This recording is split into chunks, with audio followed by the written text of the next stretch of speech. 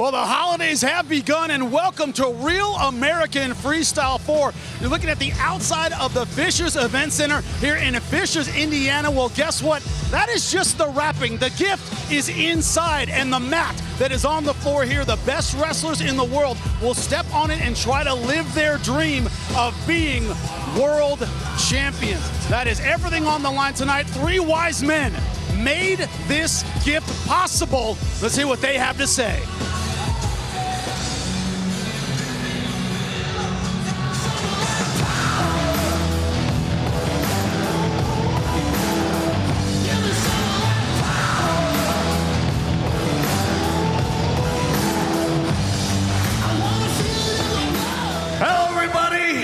And Merry Christmas. I'm Eric Bischoff along with Chad Broadstein and Izzy Martinez.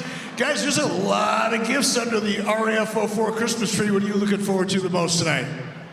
There's a lot of matches here tonight. It's an incredible that we're here at RAF 04.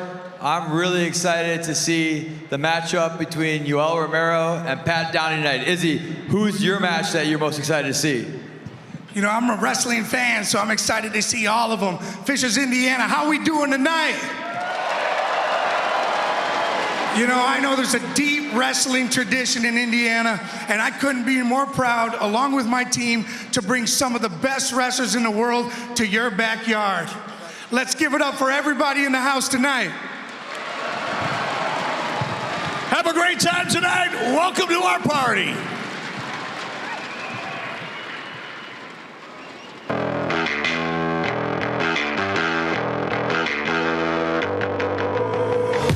From the ashes, I will rise. No satisfaction without the fight. A man has limits, oh, so they say. But I never listened, did it my way. I'm gonna take what's mine, I paid my dues. I dare you to walk a mile in these shoes. The beat in my soul just keeps getting louder. Give me some of that power. Give me some of that power. I wanna feel it in my blood, feel it in my veins, show you that I can't be tamed. Give me some of that power.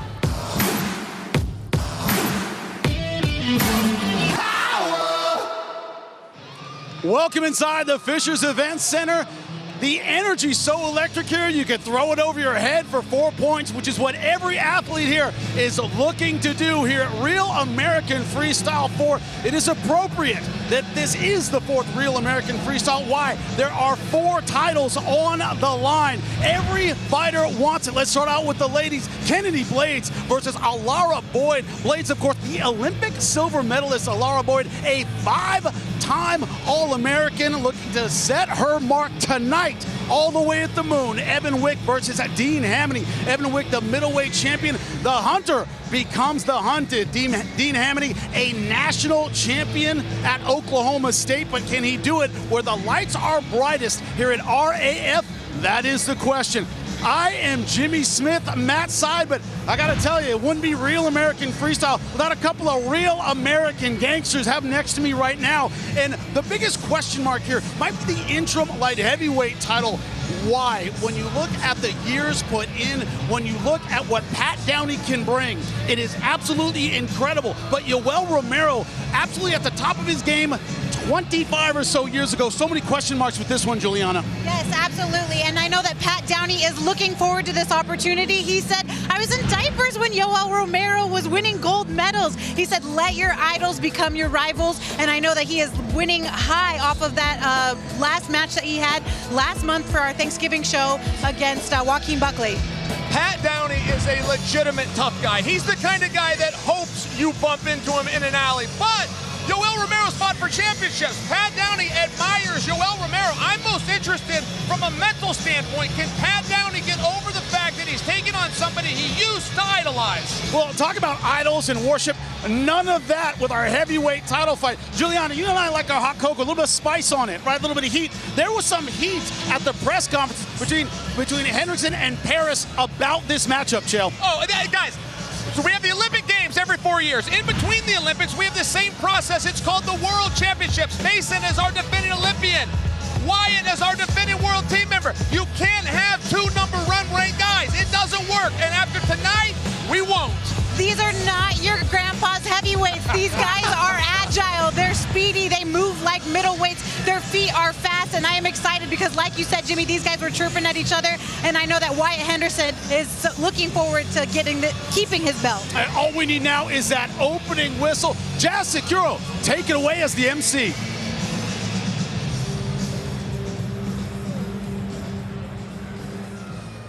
Ladies and gentlemen, welcome to Fishers Event Center in Fishers, Indiana. Tonight, we are live, and we are so excited to have everyone in the building. And we'd also like to welcome all the best wrestling fans streaming live from all across the world on Fox Nation. Tonight, ladies and gentlemen, the Mecca, Olympians, champions, the best in the world converge right here. Ladies and gentlemen, welcome to RAF 04.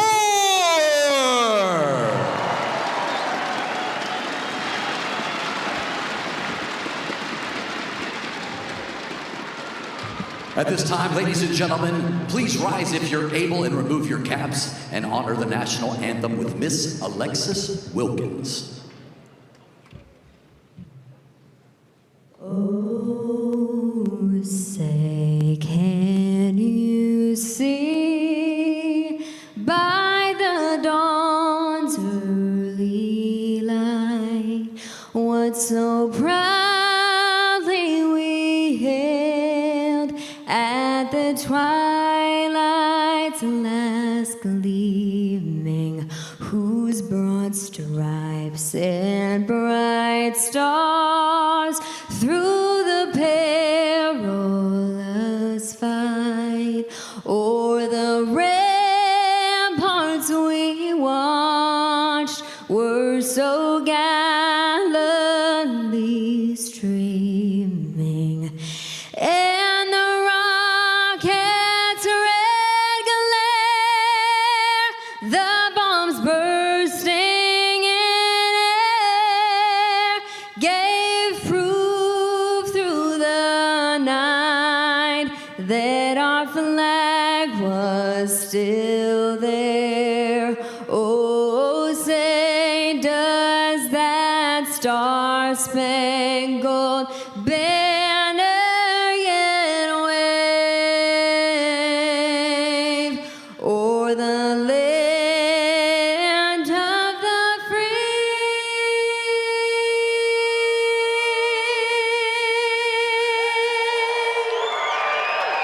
In the home of the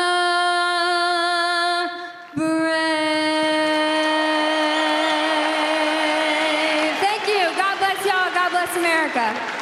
Ladies and gentlemen, the time is now, the place is here, the stage is set. Are you ready for real American Freestyle?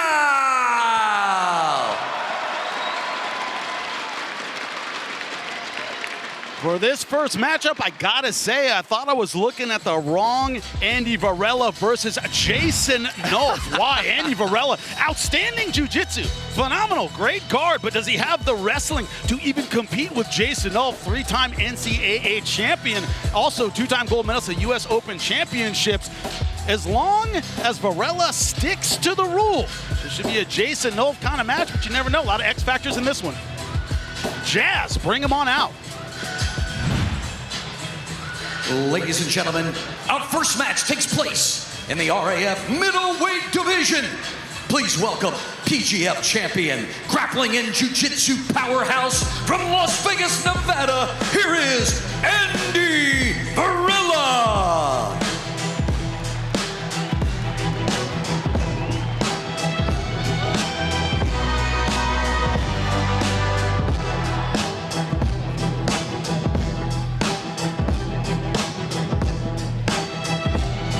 tail. I'm just letting you know I'm ready to call jiu-jitsu when I have to. We've all been there. We've all been there. We can call it if we have to. We'll see what happens. I'm thinking the same thing. As long as Varela follows the rules, the question is this young man going to go off script? Because he's a very dangerous person. A bad man.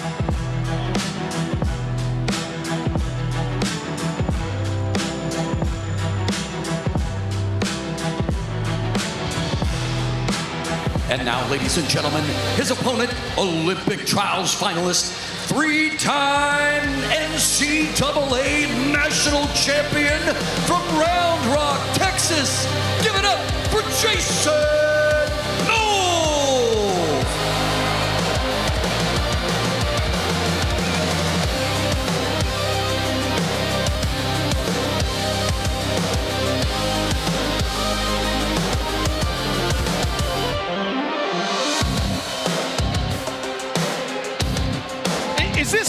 Is this Scott Hall, Juliana? Are we in the WWE right now, coming in through the stands? WCW? I don't know. I have no idea, but this is an entrance unlike anything that we've ever seen. Jason Nolf coming up from the Raptors. I love it. Do you know how hard Jason Nolf's life has been? I mean, truly, we celebrate these wrestlers. Right. Do you know the sacrifice he went through? If he can have a little bit of fun on his way to the mat, I'm all for it. Gets you close to the fans, and they are screaming right now for Jason Nolf.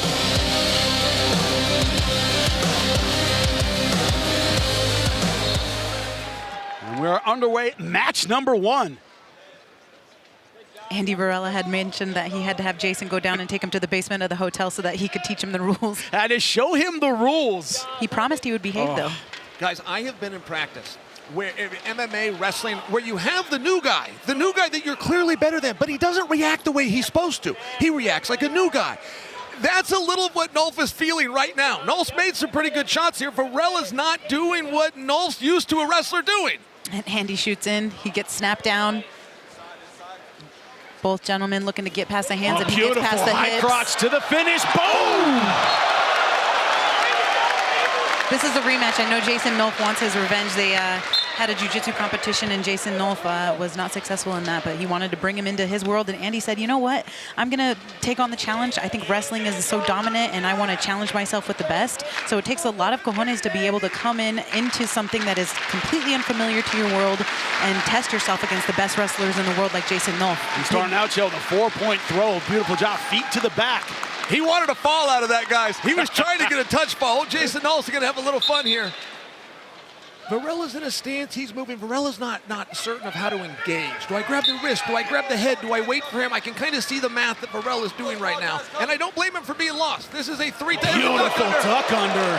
He could snatch him right here and go for another 4. He's on his feet. Nolf could snatch him. Yeah, 10 points is a tech fall. Looking for the gut wrench now. I don't know how bad he's looking for that gut wrench. I think Nolf wants, he wants that big throw. I think he and Kennedy Blades might have a little backroom agreement. Who's going to get the suplex? Nolf right now feeling it, cutting beautiful angles right now. That's what he is known for. Andy trying to go for that front headlock. Nolf, to remind you, is the one that stopped Jordan Burroughs' Olympic pursuit in the most recent games. Nolf has been on the mat with everybody. Yeah, he's one of the most dominant wrestlers in NCAA history. And just unbelievably relentless. You see, a snap down didn't go behind. I think both of you are right. He wants the big throw to finish this one. We are seeing a second round because Jason Nolf wants a second round. And frankly, that makes me a little curious. Is there some bad blood here? It makes me happy. Right, he was looking for a fall right there. He was looking to touch fall it. Touch fall, both shoulders land from a throw like that, and it is over. Beautiful duck under. But Julian, no attempt at a turn at all. Just cut him loose.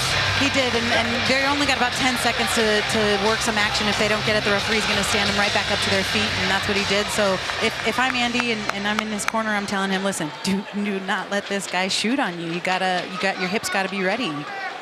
12th wrestler with a 4-point scoring move so far at Real American Freestyle. Look at that. Beautiful single right to his back. That should be it. 4. That was a 4-point single leg. You do not see those. Right call by the referee. That was a foot to back. That was Varela going into jiu-jitsu mode. He went to his back, but if you make that mistake, it's 4, and we have a technical fall. Start of period 2, Jason Nolf getting it done with emphasis. Low There single. it is. Wow. Nicely done by Jason Nolf. Feet to back, that's a 4-point single leg. That's amazing. You saw Varela think about maybe I can go underneath and sweep. That's not the competition you're in tonight. It's really hard not to just go back to your natural habitat of what, you know, your bread and butter of what you know. So now that Andy Varela got a taste, maybe he'll come back and be able to do it again and improve. Well, looking dominant, Jason Nolf. Jazz, let's make it official. Ladies and gentlemen, the match is over. 1 minute, 51 seconds of round number 2. Your winner by technical fall, Jason Nolf!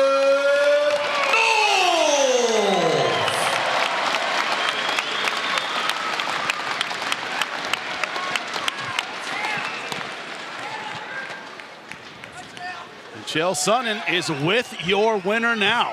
Jason Nolf, I know your secret. We only saw a second round because you wanted a second round. What were you looking for? I think you were looking for a suplex. I wanted definitely to hit a lot of exciting moves for you guys. But also, I just taught Andy the rules on Wednesday. So we're in parterre, I'm like, go flat, and then he went flat. So yeah, I just wanted to spend the whole match on my feet, and I didn't want it really to end like that, but I was felt super great out here, and it was a lot of fun. Jason, later tonight we're going to see Evan Wick, a common opponent. Where do you stand on a future rematch with Evan Wick? I don't know, man. I like wrestling exciting matches. I like wrestling a lot of guys I've never wrestled before, so I got a couple guys in mind, and then down the road, probably go chase that belt again. But just huge shout out to Andy. You know, there's basically no one. There's only been 1 or 2 jiu-jitsu guys that have ever wrestled.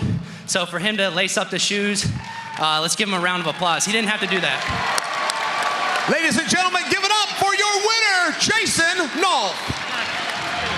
Giving Hey, him 1 his second. respect. Oh, I do have a call out though. There's been this guy that's been talking about wanting to wrestle. You know, you got all the MMA guys coming over. I'd love to wrestle Arman Saryukin, so bring him out. Bring him out. I will talk to Chad and Izzy. We might be able to make that happen. Ladies and gentlemen, Saryukin versus Nolf. What do you think?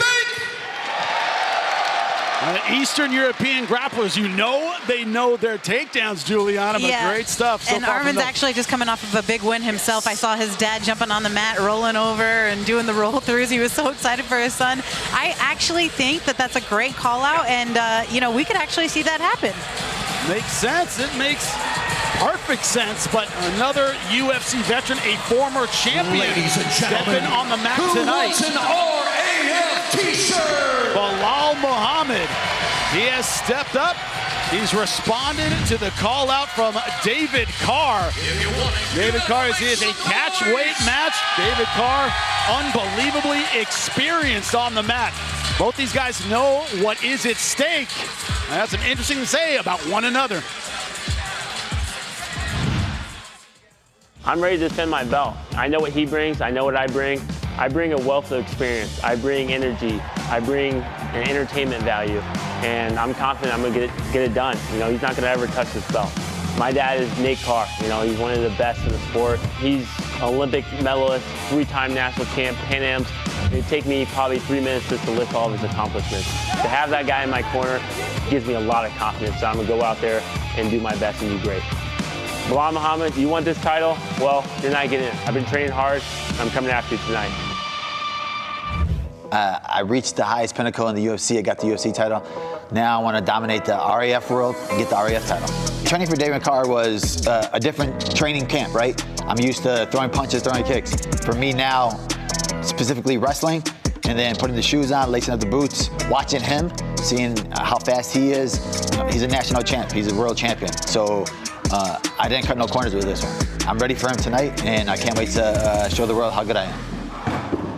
What do you do when things get tough? You don't give up. You stand your ground. If you've been diagnosed with metastatic PSMA-positive prostate cancer, had hormone therapy, and can delay chemotherapy, ask your doctor about Pluvicto. Pluvicto is not chemotherapy. It's a different treatment that targets PSMA-positive cells. Pluvicto can be used before chemotherapy for some people. Pluvicto involves contact with radioactivity, which may increase the risk for cancer and cause fetal harm. Drink plenty of fluids, urinate often, use contraception, and talk to your doctor about ways to reduce the risk of exposing others to radiation during and after treatment. Pluvicto can cause low levels of blood cell counts, kidney problems, and infertility. Tell your doctor if you have weakness, pale skin, shortness of breath, bleeding or bruising more easily, an infection, or changes in urination. Side effects include decreased blood cell counts, tiredness, dry mouth, nausea, appetite loss, joint or back pain, and constipation. Ask your doctor about Pluvicto, because every day without cancer progression is a victory. This is Monument Circle in Indy. They have been fantastic here. Fans in the lobby of the hotel talking about wrestling. We're looking around. A ton of kids who want to be on this mat in 10 years. Great wrestling country. Well, I got a question for you. All right, fans, you think you know how tonight ends. It's time to put your fight IQ to the test. You can now make your picks on each RAF matchup thanks to our official gaming partner, NXT Bets. It's live now on Underdog Fantasy. Head to nxtbets.com/playraf or scan the QR code on screen to sign up and lock in your picks. Must be 18 or over where legal, and always play responsibly. Speaking of, this would be a tough one to bet on coming up. Trent Hidlay taking on Jacob Cardenas. Why is it so tough? Jacob Cardenas, you see it, 2025 Big Ten champion, a three-time All-American in Cornell in Michigan. Trent Hidlay, though, just coming off the greatest year of his career, a gold medal at the World Championships, four-time NCAA All-American.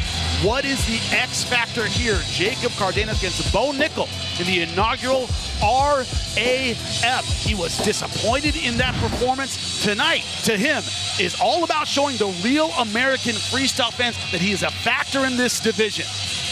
Explosive, technical, strong, big for the weight class, and he knows the challenge that is in front of him tonight. I asked him at the press conference, are you changing your style for this after the loss to Bo Nickel because you were so close in that match? He said, no, I'm doing the same thing every time. The difference, though, he is more motivated, looking for the comeback, in his own words.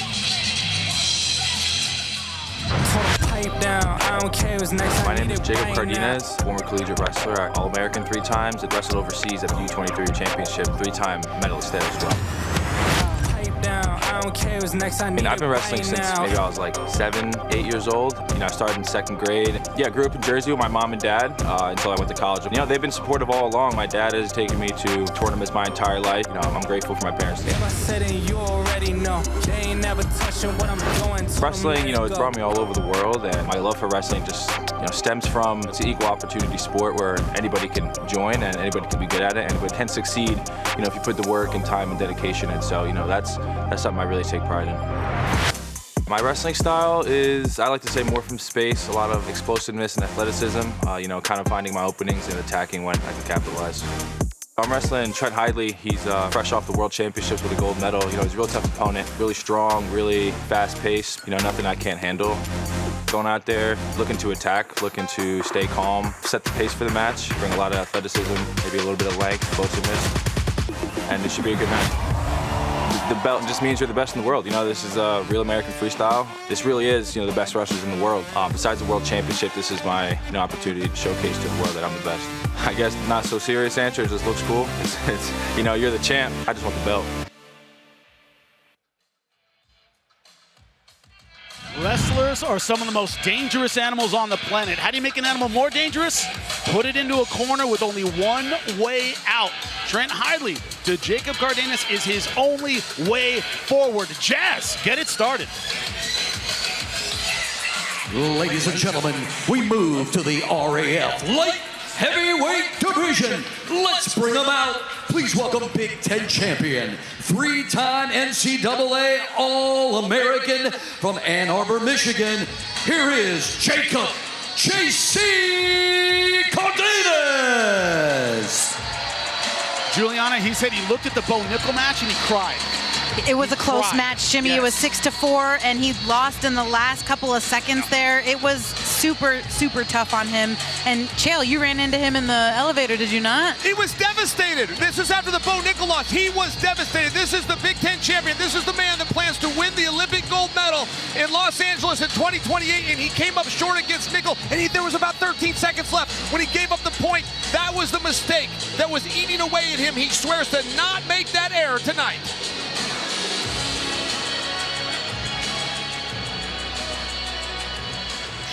And now, ladies and gentlemen, his opponent, 2025 Senior World Champion, 5-time NCAA All-American Wrestling out of Raleigh, North Carolina. Here is Trent Hidlay.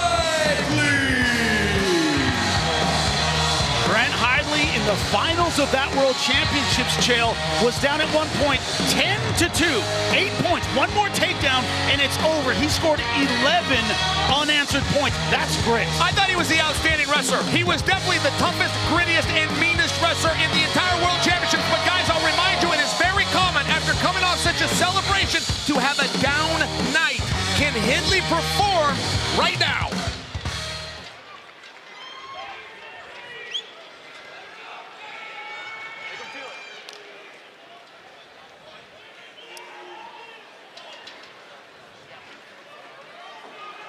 I see Kevin Jackson, Olympic gold medalist, in the corner of Jacob Cardenas. Doesn't get much better than that when it comes to coaching. Now we are underway, period number 1. Now, Chael, one thing about the style, and the reason I ask is Cardenas is so picky. He doesn't overwhelm you with volume. He waits for that perfect opportunity. He explodes very, very well, but that's not a style built to come back, especially against a guy who can put a lot of points on you like Hidlay can. That's right, and that really is Kevin Jackson 101, is to control real estate, control the clock, score when you have to score, and Cardenas has the athleticism to do it. Now, guys, I got to tell you, resumes, these are close. You got a 3-time All-American versus a 5-time All-American. That sounds pretty close. You got 3 age group world medals versus 1 gold. That sounds pretty close. This is the match. And talking about close, Chael, keep an eye on that right underhook of Hidlay. I've never seen anything like it. He has an underhook from hell. I cannot believe when I watch some of his other matches, the way that he's able to fish in that right underhook. It's incredible. And once it's done, it's like an uppercut. Just knocks you over, and you're off balance, and he takes advantage. Jacob Cardenas wanted a rematch against Bo Nickel right away, and they said, nah.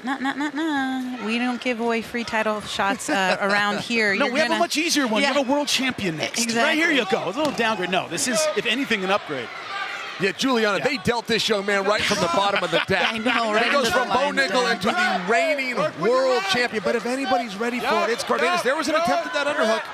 That's our first one. Hey, Cardenas is ready for it. He's slowing him down. He's making a very clear effort to slow this match down. I don't know if I agree with that, but I am noticing it here in the first round. He said in the press conference that he's going to not change the way that he wrestles. He's going to sting him when he wants, and he's going to sting him where it hurts. Goes in for a shot there, stuffed by Hidlay. There's that underhook for Hidlay. 1 point for Hidlay. Push out. A push out as well. There is a brand new, and I do mean as in last night, there is a new rule for what a grounded athlete is. Now that position didn't quite test it because Cardenas came to his feet, but I believe that Cardenas came to his feet from not fully understanding what a grounded opponent is. It used to be if you're on your knees and you get pushed out of bounds, the referee would have an option to make you surrender one, or an option to call that activity. That option is now gone. If you go out of bounds, somebody's giving up a point. Yeah, they didn't want to punish somebody for scrambling, but you got to watch where you are at the edge of the mat. Push out is 1 point. There was one for passivity.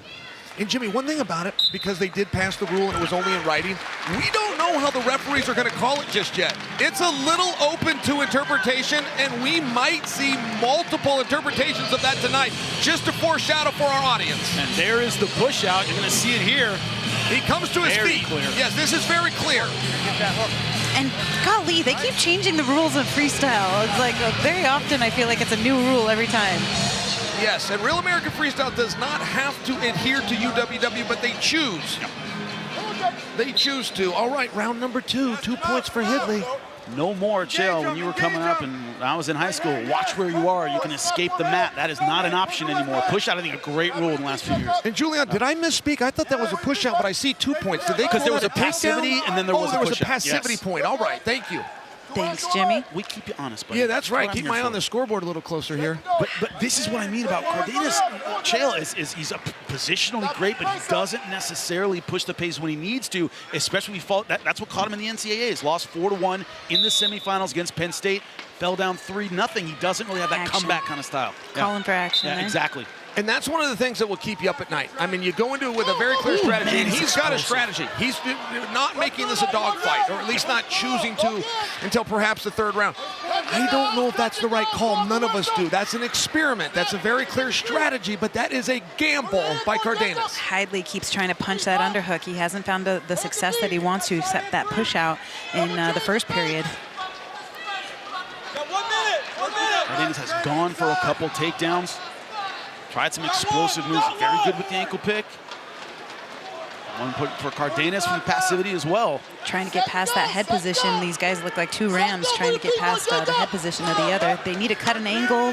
They need to be able to push, pull, get some sort of action going. We just saw Jason Nolf, and look at the difference in footwork. Jason Nolf, a side-to-side kind of guy. Very Penn State, cuts a lot of angles. Hidlay goes right through you. He's just one of those guys. He's like a bull in a china shop. Hidlay is cornered and trained by the great Nick Gwizdowski. Nick used to be a coach at Cornell when Cardenas was there. Push Nick out Gwizdowski again. coached Cardenas for 3 seasons. So we've got a coach that knows both guys, but he's in the corner of Hidlay tonight. Jimmy, I'm sorry to cut off that action. You're right, there was a push out. Yeah, and it was off that underhook, Juliana, just like you called it. Got the underhook, forced him off balance, got another push out, 3-1. As a body locker myself, that underhook is something that I love to see. So when I see it and I see it done right, and somebody the best in the world doing it, it's like a little treat for Christmas, a little present to be able to see somebody be successful with that underhook. Something you can take home and learn from. Man. All right, guys. End of period 2. I have no way to actually know this, but I say with great confidence, Cardenas is where he wants to be. He has worked for 4 minutes to keep this match tight. I think we're going to see a very different round 3. This is where we're going to see this clear strategy by Cardenas. Was it the right one? We're going to find out in the next 2 minutes. There's being patient, and then there's putting yourself in too deep of a hole to come back. The question is, which side does that land on, Chael? That's the big question in period 3. I need Cardenas to get on the board. I need him to score some more points if he wants that title shot. If he wants that shot at Bo Nickel, he's got to make something happen here. All you got! Start of period number 3.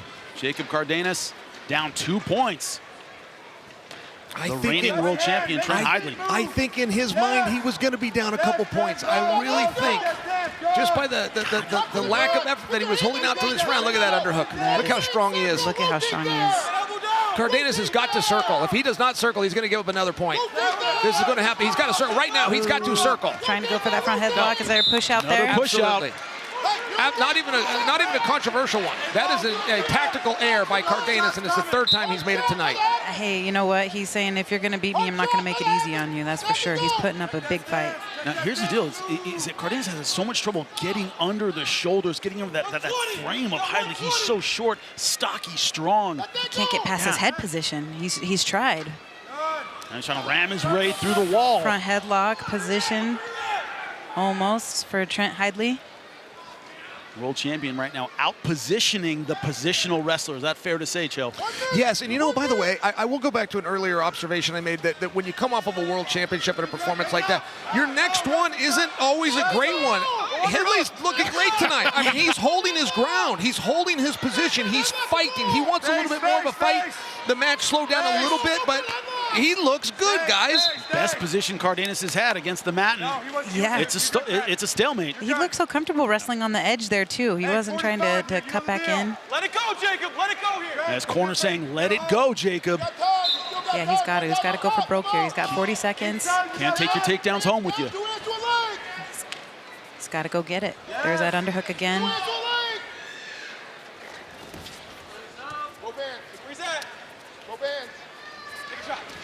Push inches away. It looked like he was going to push up, and it's Hidlay who gets it. Great positional awareness. Absolutely. And that's where exactly the right time. Yep. That's where the veteranness does come in. Excellent mat awareness there by Hidlay. By the way, if that isn't a word, it should be veteranness. Front headlock, looking for the go behind, and he gets it Beautiful, nicely done by Jacob Cardenas. Beautiful. Looking for the turn with 10 seconds left. Trying to go for that gut wrench. Nice belly down from Trent Hidlay. Calling that a stalemate, back to their feet, 6 seconds left. Oh my gosh. Shades of Bo Nickel. So close at the end, but 6 seconds is gonna be tough. He's gotta do it. He has no choice here. Hidlay has the opportunity to get around him.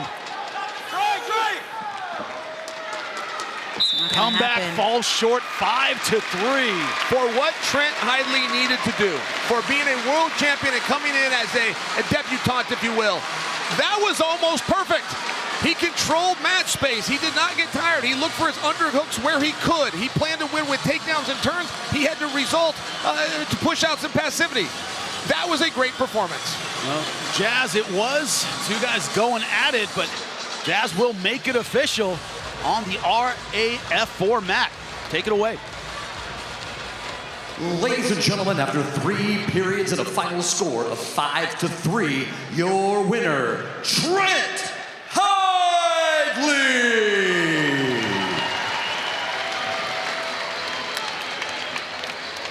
Great job by Trent Hidlay. Beautiful job, the world champion getting yet another win. Sarah Rice is the winner tonight. She won her tickets and the VIP experience, absolutely amazing. Right behind us, enjoying being mat side with her family. Well, it's live right now, but the road does not stop here. Starting in 2026, the RAF 5 heading to Sunrise, Florida. January 10th, and we want you there mat side. Just like Sarah, we're giving away a VIP experience that includes front row seats. Scan the QR code on the screen or head to realamericanfreestyle.com/Florida to enter now. Woo, it's been exciting already. The cruiserweight coming up next, 190 pounds. Parker Keckeisen, University of Northern Iowa, is the purple and gold on his shoulders. 5-time NCAA All-American, 2024 NCAA National Champion, Zahid Valencia. Talk about a world championship run. Zahid Valencia didn't give up a single point. 3-time gold medalist at US Open. Jazz, get this match started. Ladies and gentlemen, we roll to the RAF Cruiserweight Division. Please welcome 5-time NCAA All-American, NCAA National Champion from Cedar Falls, Iowa, introducing Parker Keckeisen. Folks, the Iowa style isn't just about Hawkeyes and Cyclones. University of Northern Iowa, a tremendous team. And Cheryl, he has that style. Bruising, physical, short, explosive takedowns. He'll beat you up, not just score points. Fun fact, this is one of Ben Askren's proteges, one of Ben Askren's proudest, most proudful athletes he's ever trained right here in Keckeisen. He knows scrambling, he knows positioning, and that's something to consider, particularly in a freestyle situation. And now his opponent, 2025 senior 86-kilogram world champion, 2-time NCAA national champion, wrestling out of Stillwater, Oklahoma. Here is Zahid Z-Money Valencia. 49-0 is a blowout in a football game. This man won the world championships, not giving up a single point. I'm not exaggerating, 49-0. Did they call him Z-Money? Did I just hear that his name is Z-Money and he just came out doing the dollar signs, Jules? Yes, this is a guy that everyone wants to beat. He's got a big target on his back. He's a special guy. He's a star. He's the kind of guy that's gonna, showboat a little bit. And that's what the sport needs. And that's a showboating kind of style. Quick, explosive, rangy, great defense, can score from almost anywhere. I'm looking forward to this one.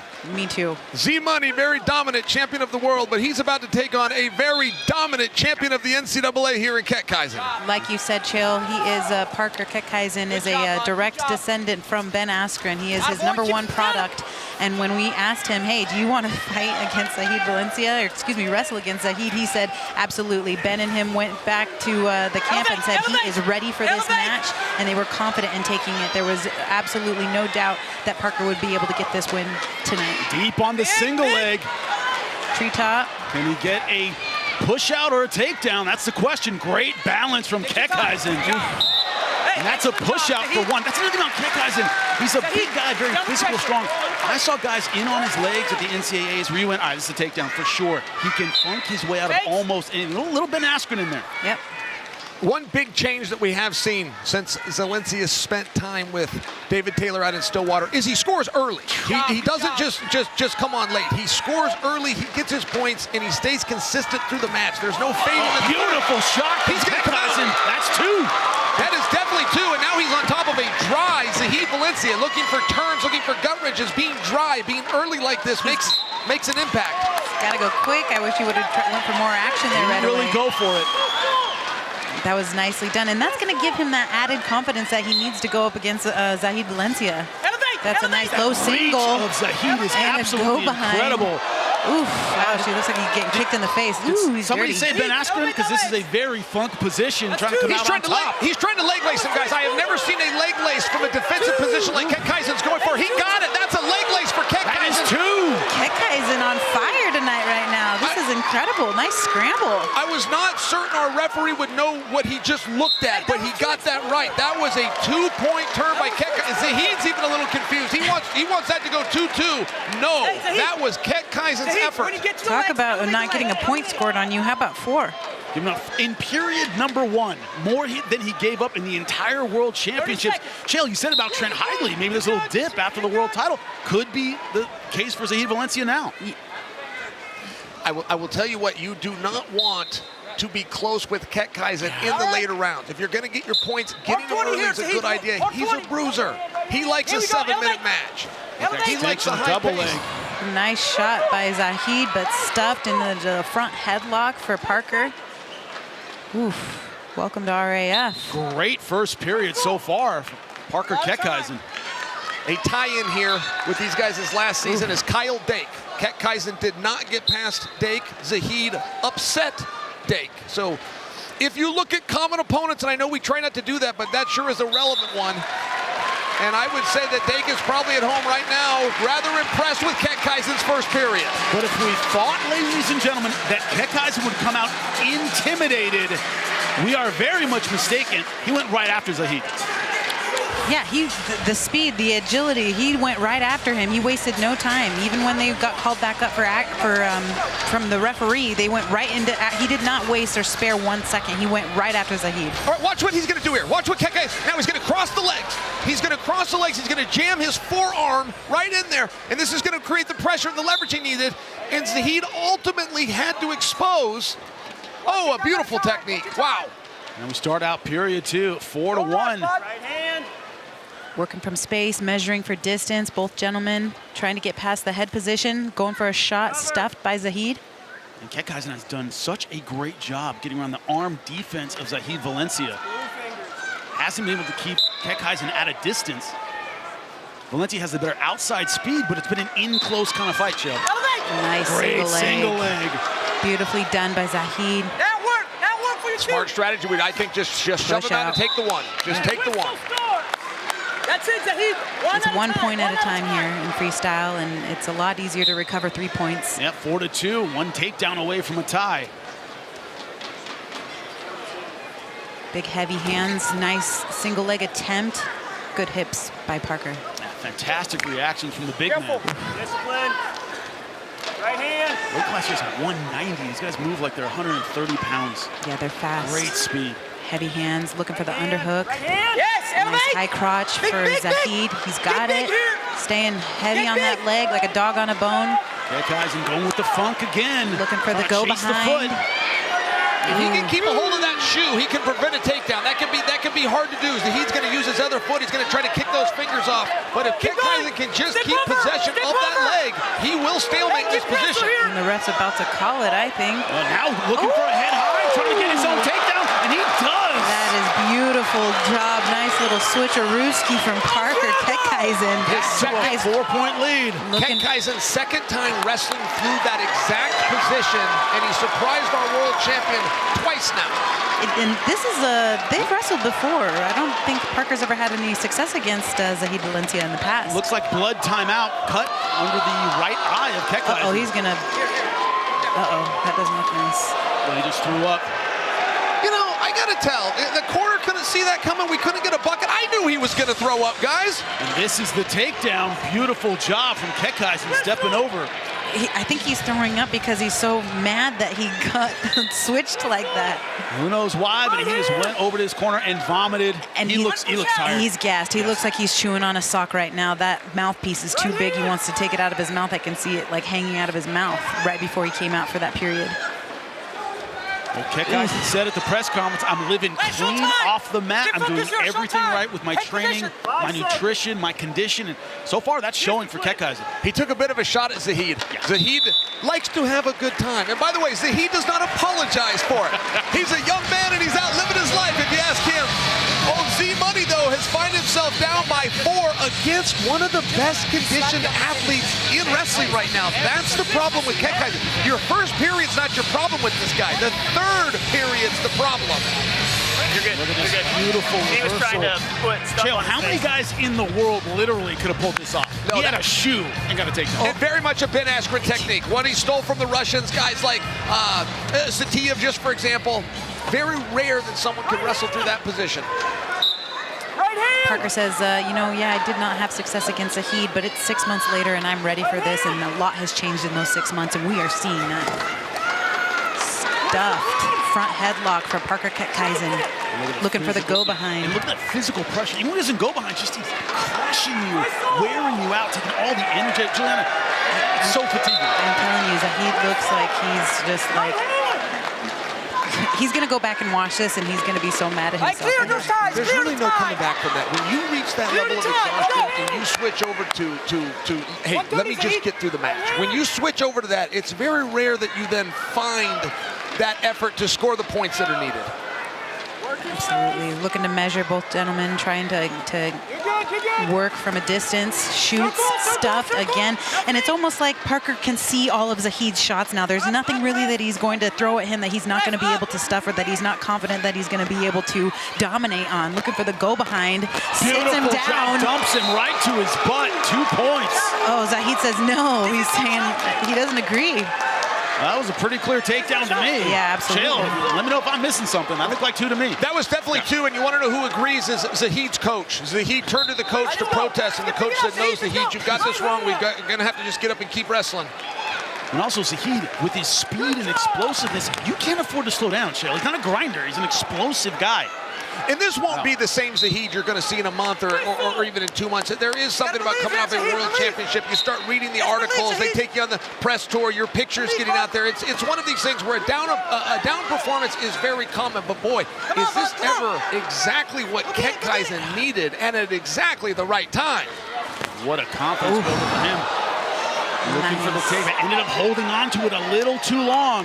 And we talked about this in the last match. Might get it again, and he does. 2 points. About winning a gold medal, and then once you come off of that gold medal, you're not able to find that immediate success.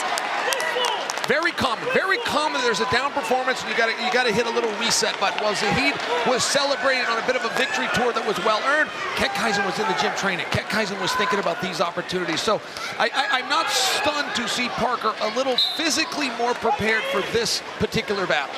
We are now in tech fall country. If he can get 2 more, 1 more takedown, this is a technical fall. 10 points, ladies and gentlemen. Against a world champion who didn't give up a single point in that run. For the go behind Parker in that front headlock position. Seems content to hang on.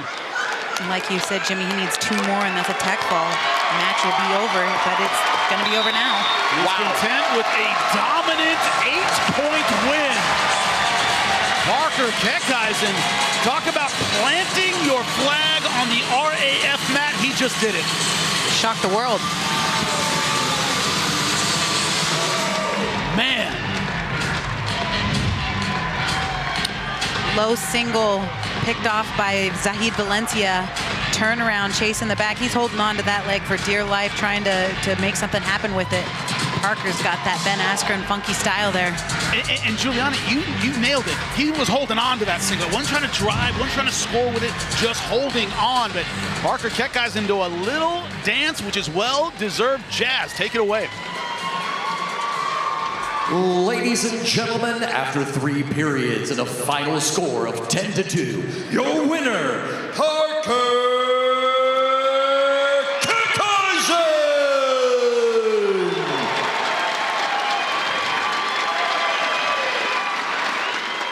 And he's with the American Gangster right now. Parker, you apparently did not get the script. That was the world champion, young man. How are you feeling right now? I feel pretty good. I got great coaches, great people in my corner, great fans. So go Panthers, go Askren, come on. You put a real pace on him, but the story of that match was actually your defense. He's in on single legs, you're coming out behind, sometimes the takedown. One time you got a leg lace. Was that part of the strategy? Yeah, my defense sucks, so I got to get back. I spent a lot of time doing it, so just that's a lot of mat time. And just, man, surrendering the outcome to the Lord. Parker, one of your coaches, Ben Askren, sent me a text. He's very proud of you. I'm happy to relay that message, but he did tell me to specifically ask you, who would you like next? Man, I want Dake. Or the winner of the next, yeah, no, I want Dake. Then, what is it? I don't even know how to pronounce his name. Are you thinking of Hamiti and Wick? No. Kadik. 190, so Plott and I don't know, Kadik, and then they get Dake, and then I'll wrestle. All right, you're talking about Kadik and Plott. We will keep our eye on that for tonight. It is your night. Ladies and gentlemen, give it up for your winner, Parker Keckeisen. Any call out you want, my friend, you just earned it. Don't forget Trent Hidlay still waiting in the wings. Man, I'm so happy for Parker, and I'm so happy for Ben Askren. They were confident that he was able to take this match, and he was able to get the win. The man who put this all together, he's loving what he is seeing tonight. All about the upsets, all about the aggressive action. There are no stallers on the mat tonight. A real American Freestyle 4. What does that mean? There's definitely going to be a real American Freestyle 5. That's right, RAF 5 takes over South Florida January 10th. 2 world title fights in a main event. We'll have MMA fans lining up. Former UFC middleweight champion Luke Rockhold steps onto the RAF mat to face former UFC interim welterweight champ Colby Covington.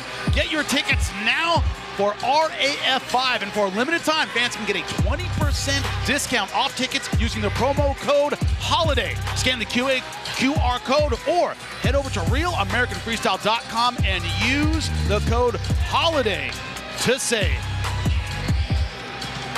Fans are absolutely loving it. We're going to have a separate match, mat at RAF 5 for the Egos, and it's going to be great. All right, fans, if you think you know how tonight's going to end, a lot of those fans may think that. It's time to put your fight IQ to the test. You can now have you can make your picks on each RAF matchup thanks to our official gaming partner, NXT Bets. It's live now on Underdog Fantasy. Head to nxtbets.com/play RAF or scan the QR code on screen to sign up and lock in your picks. Must be 18 or over, where legal, and always play responsibly. Oh, cannot wait. Our first title by the middleweights. It is going to be absolutely outstanding.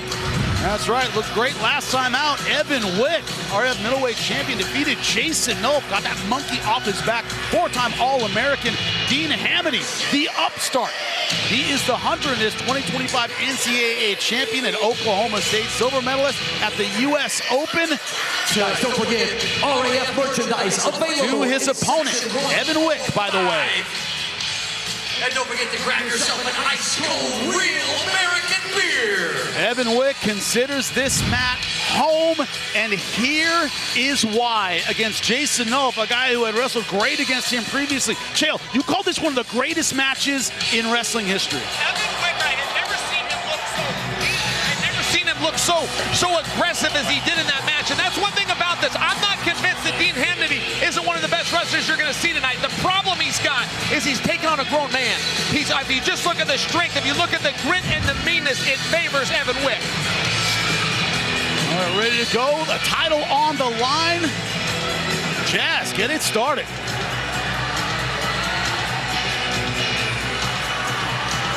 Ladies and gentlemen, our next match is for the RAF Middleweight World Championship. Let's bring them out. Please welcome to the mat your challenger, Dean Hamiti.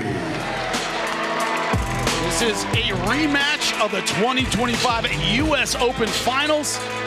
Evan Wick won that 9-1. Does that cost Hamiti confidence? Shale, it was all one sequence. It was a 9-point sequence. Takedown to a leg lace.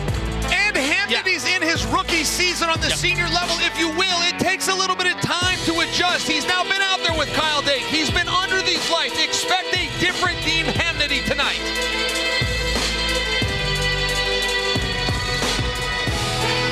And now, ladies and gentlemen, please welcome the RAF Middleweight World Champion, Evan Wick. Shale just talked about a different Hamiti, a different Dean Hamiti step on that. Well, guess what? Evan Wick maybe right now at his peak, looking absolutely fantastic at RAF. He is the champion. He's walking like it. He's walking tall like the champion. And man, I was there front row, RAF 1 against Jason Nolf and Evan Wick, and that was, like Chael said, one of the most exciting wrestling matches that I had seen. He got a little uptight when we said, hey, do you want to rematch Jason Nolf, you think? And he was like, I'm the champion. Jason Nolf needs to be calling me out. And we saw here tonight, Jason Nolf won. He didn't want any smoke with Evan Wick. Yeah, world title on the line. Let's make it official. Ladies and gentlemen, we are scheduled for 3 periods for the RAF Middleweight World Championship. Introducing first, on my right, your challenger. He weighed in at 174.6 pounds. He is a Big Ten champion, a 3-time All-American, and an NCAA national champion, wrestling out of Stillwater, Oklahoma. Introducing Dean Hamiti.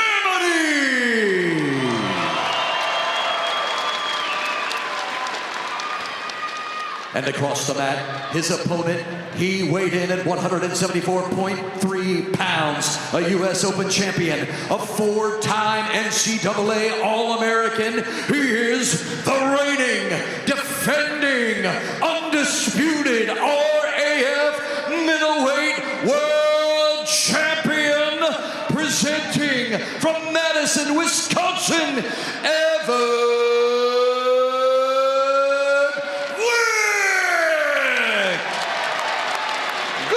Jazz, huh? Was that an introduction or what? Begins. Going from the diaphragm. Speak from the diaphragm. Allen. That's exactly what he did. And you got to get goosebumps looking at this matchup. Reigning NCAA champion in Dean Hamiti, Evan Wick, another Ben Askren prodigy. And there's no way that he's going to not have the confidence from Parker's win going into this match. Oh, look at that beautiful single leg coming out the back door. Low single for Dean, nice job. That drive through Wick is so tall, his balance is so good, great flexibility. Gets the stalemate. Man, quick takedown, Chael. Oh, it's incredible. But these guys from Stillwater, these guys are fast. I mean, one thing about it, if you want to be a cowboy, you got to be lightning quick. That didn't change. That didn't change under Chertow. That didn't change under John Smith, and that hasn't changed under David Taylor. 2-on-1 rush and pulling him in, but it's stuffed by Dean. Nice job. That's one thing we saw with Evan Wick last time out. His toolkit is so big. We talked about the Russian tie, the collar ties, the movement, very long and strong. Yeah, both great of them. Outside takedown, yeah. Dean 6 feet, Evan Wick 6'3", both tall, lanky guys. They're quick, they're agile, they're explosive.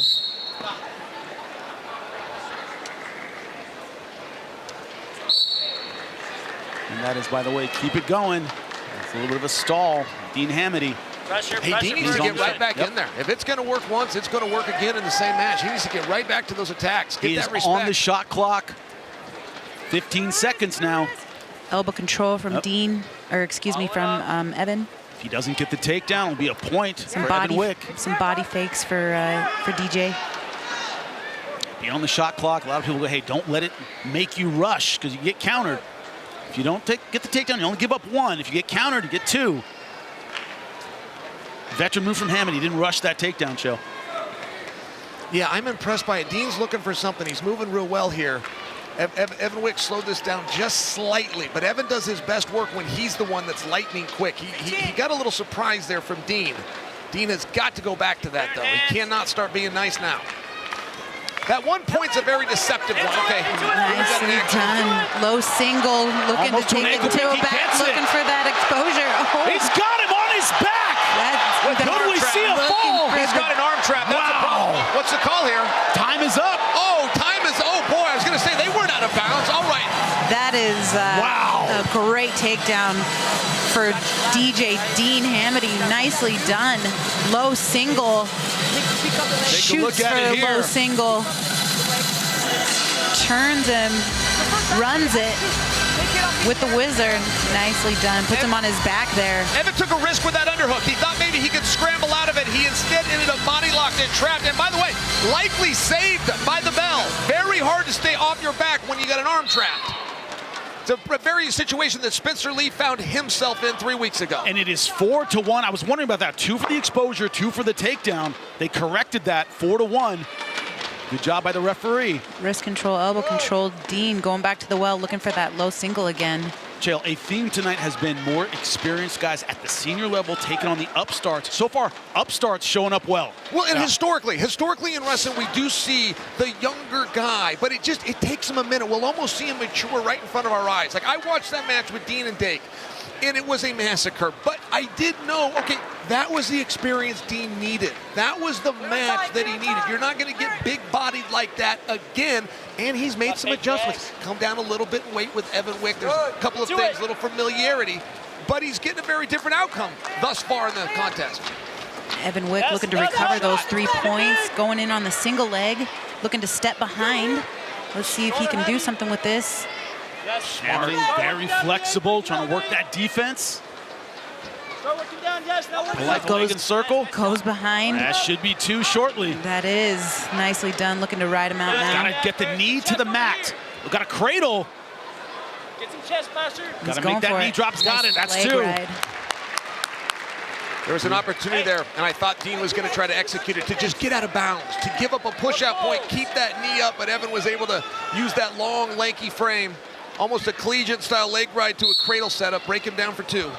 Evan's coming back 1 point at a time, looking to recover 1 more. See if he can take the lead here in this second period with 30 seconds left. Eye poke. Finger to the eye, but Juliana, it's one of those things where that's that experience of, yeah, all right, I'm down. 1 point, 2 points, get back in it slowly. One Wick's step at a not gonna time. panic. Yeah, one exactly. step at a time. 1 foot in front of the other. 1 point at a time. 1 step at a time. Do one more here, Evan.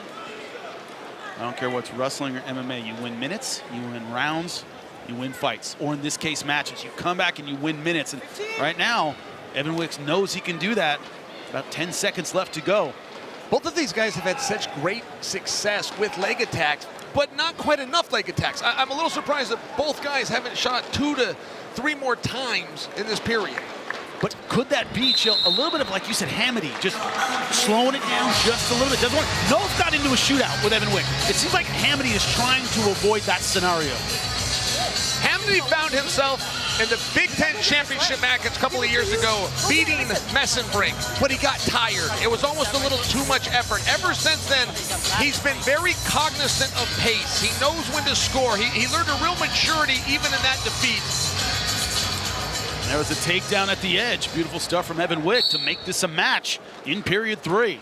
DJ got a hard out, dealt from the bottom of the deck, like you were saying, Chael, when he had to face Dake at RAF 1, and they said that we'll promise to get you a better matchup. How about a title shot against Evan Wick? Thanks a lot, guys. There's a lot of failing up tonight. It's like, this guy, take on this world champion. See how that works. But that's why I love wrestling, because they are not going to shy away or say no. It's a match, you know. In a fight, you have, like, it feels like you have so much more to lose. In wrestling, they'll wrestle anybody. It's just a match to them. You 5 of them in 1 day. Exactly. It's no big deal. One more match, I'll wrestle him. I'll wrestle anybody. On top now in a cradle position. Looking for the go behind. Let's see. No, looking for the exposure. And that's 2. Oh, no. He's got Hamiti on his back, rolled him through. Trying to do it again. Oh, no. That's another 2 points. Yes, in Could we freestyle. see a pin? Hey, he can do it again in freestyle. He does not have to let that lock go. 6-point exchange. Guys, we can have a new champion. We've got a new champion. That's a fall! Wow! Dean Hamiti! A new champ. Wow!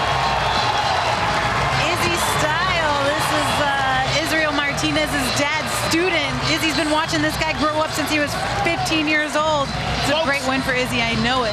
Let's just call it RAF 4 changing of the guard, because that's what we are seeing. Look at this cradle from Dean Hamiti, putting Evan Wick on his back.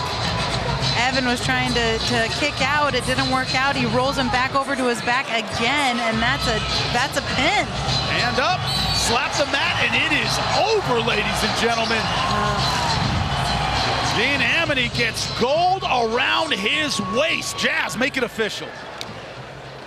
Ladies and gentlemen, at 1 minute left in the third period, your winner by fall and new RAF middleweight world champion, Dean Hamiti.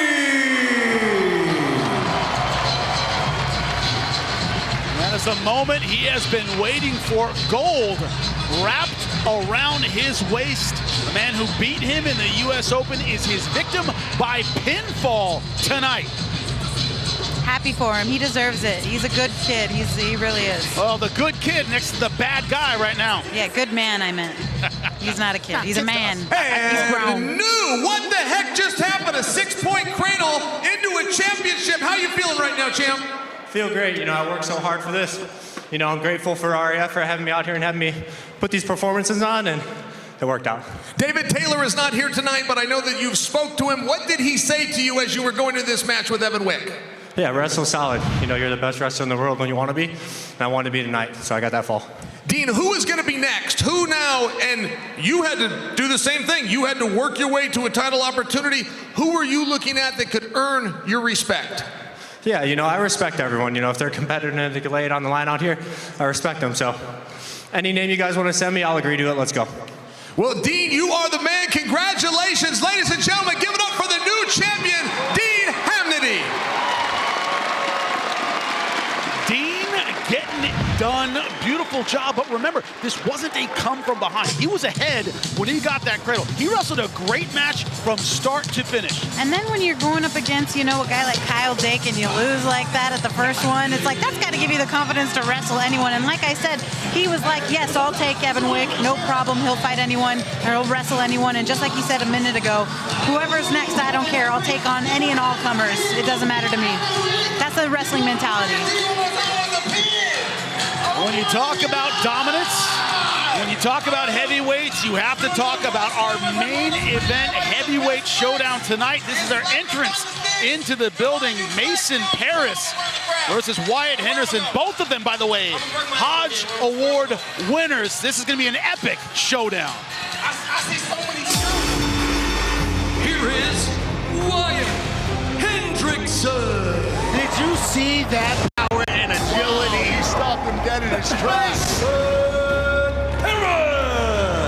Good shot right there. Double leg by Mason. Look for more points if he can keep on his hip. I have an attitude of a champion. I have the heart of a warrior. And my opponents, they can feel that. You can feel my attitude as soon as I step onto that mat. Hendrickson is wrestling like he wants to show the world that he has a real message and a real American Freestyle is his home. Doing great. It's awesome to be back on the mat. There's shots again. Right here, he takes a sweep with a little bit of a double leg finish. It's over. Great showing by Parris right there. You know, my goal, is to win the belt here. RAF Unlimited Heavyweight World Champion, Captain America, Wyatt Hendrikson. Real American They have Freestyle. defeated their opponents a combined 25-1 right here on the Real American Freestyle mat, and they collide tonight in our heavyweight main event, and the fans here have been absolutely outstanding. It's the wrestlers themselves. Juliana, there was a line outside the door to get autographs and to shake hands with these wrestlers. Out here in Indiana, they love them. Hey, the one thing that I love the most about Real American Freestyle is that this is a family event. Wrestling is what turns little boys into men and little girls into young, strong women. And they love wrestling and they love meeting their idols. And I think that this is so great for the promotion to be able to give these guys an opportunity to meet these people that they look up to. They buy their gear. Like Caden Henschel has his own market of shoes and shirts and no sé qué, all sorts of stuff, you know what I mean? So it's great that they get an opportunity like this. The fan support has been absolutely outstanding, and we are keeping it rolling in the cruiserweights. That's right, Kadik, gold medalist at the 2020 Euro, silver medalist at Tokyo Olympics, where he tech-balled Kyle Dake 11-0. Dustin Plott, four-time NCAA All-American, two-time Big 12 champion. Kadik dismissive of Plott and his name. He is looking past him. Could that be a mistake? Jazz, let's find out. Ladies and gentlemen, this match takes place in the Real American Freestyle Cruiserweight Division. Please welcome European gold medalist, Olympic silver medalist, wrestling out of Belarus, Mohamed Khabib Nurmagomedov. Now that's his full name, but he goes by Kadik. Has no problem with that as his nickname. At the press conference, and we were all there. They said, what do you think of Dustin Plott? He goes, I know Dustin Poirier. My friend beat him. Only Dustin I know. Don't know this guy at all. Is that a good impression, Chael? I think that's wonderful. It's exactly what he said. I'll tell you one thing about Kadik. He doesn't lack confidence, and he's here specifically for Kyle Dake. The problem is, Kyle Dake is not his opponent tonight, and I cannot help but tell you, I don't know that Kadik is familiar with Dustin Plott. I am, and Kadik has got his hands full right now. He has his hands full, but he, like his opponent, is full of confidence. Jazz, bring him out. And now, please welcome his opponent to the mat. Four-time NCAA All-American, two-time Big 12 champion, wrestling out of Stillwater, Oklahoma, Dustin Plott.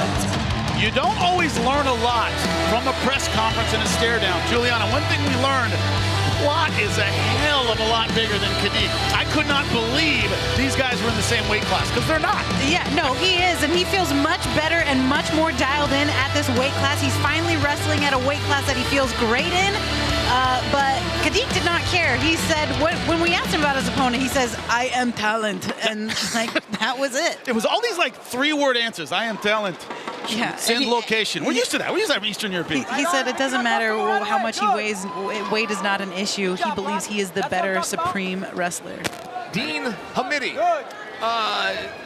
Wyatt Hendrickson, Zahid Valencia, all teammates, all workout partners of Dustin Plott. I just really want people to know that. No, Dustin Plott does not have a Olympic medal like Kadik, but Dustin Plott has the experience day in and day out, right in the practice room. If only he had a coach, too.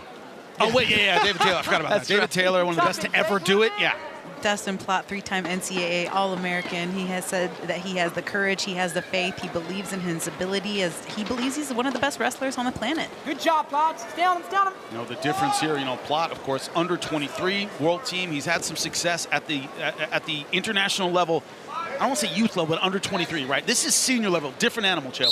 It's a different animal, and Kadik's big claim to fame, guys. It was in Tokyo, it was the Olympic Games, it was the semifinals. He runs into our own Kyle Dake.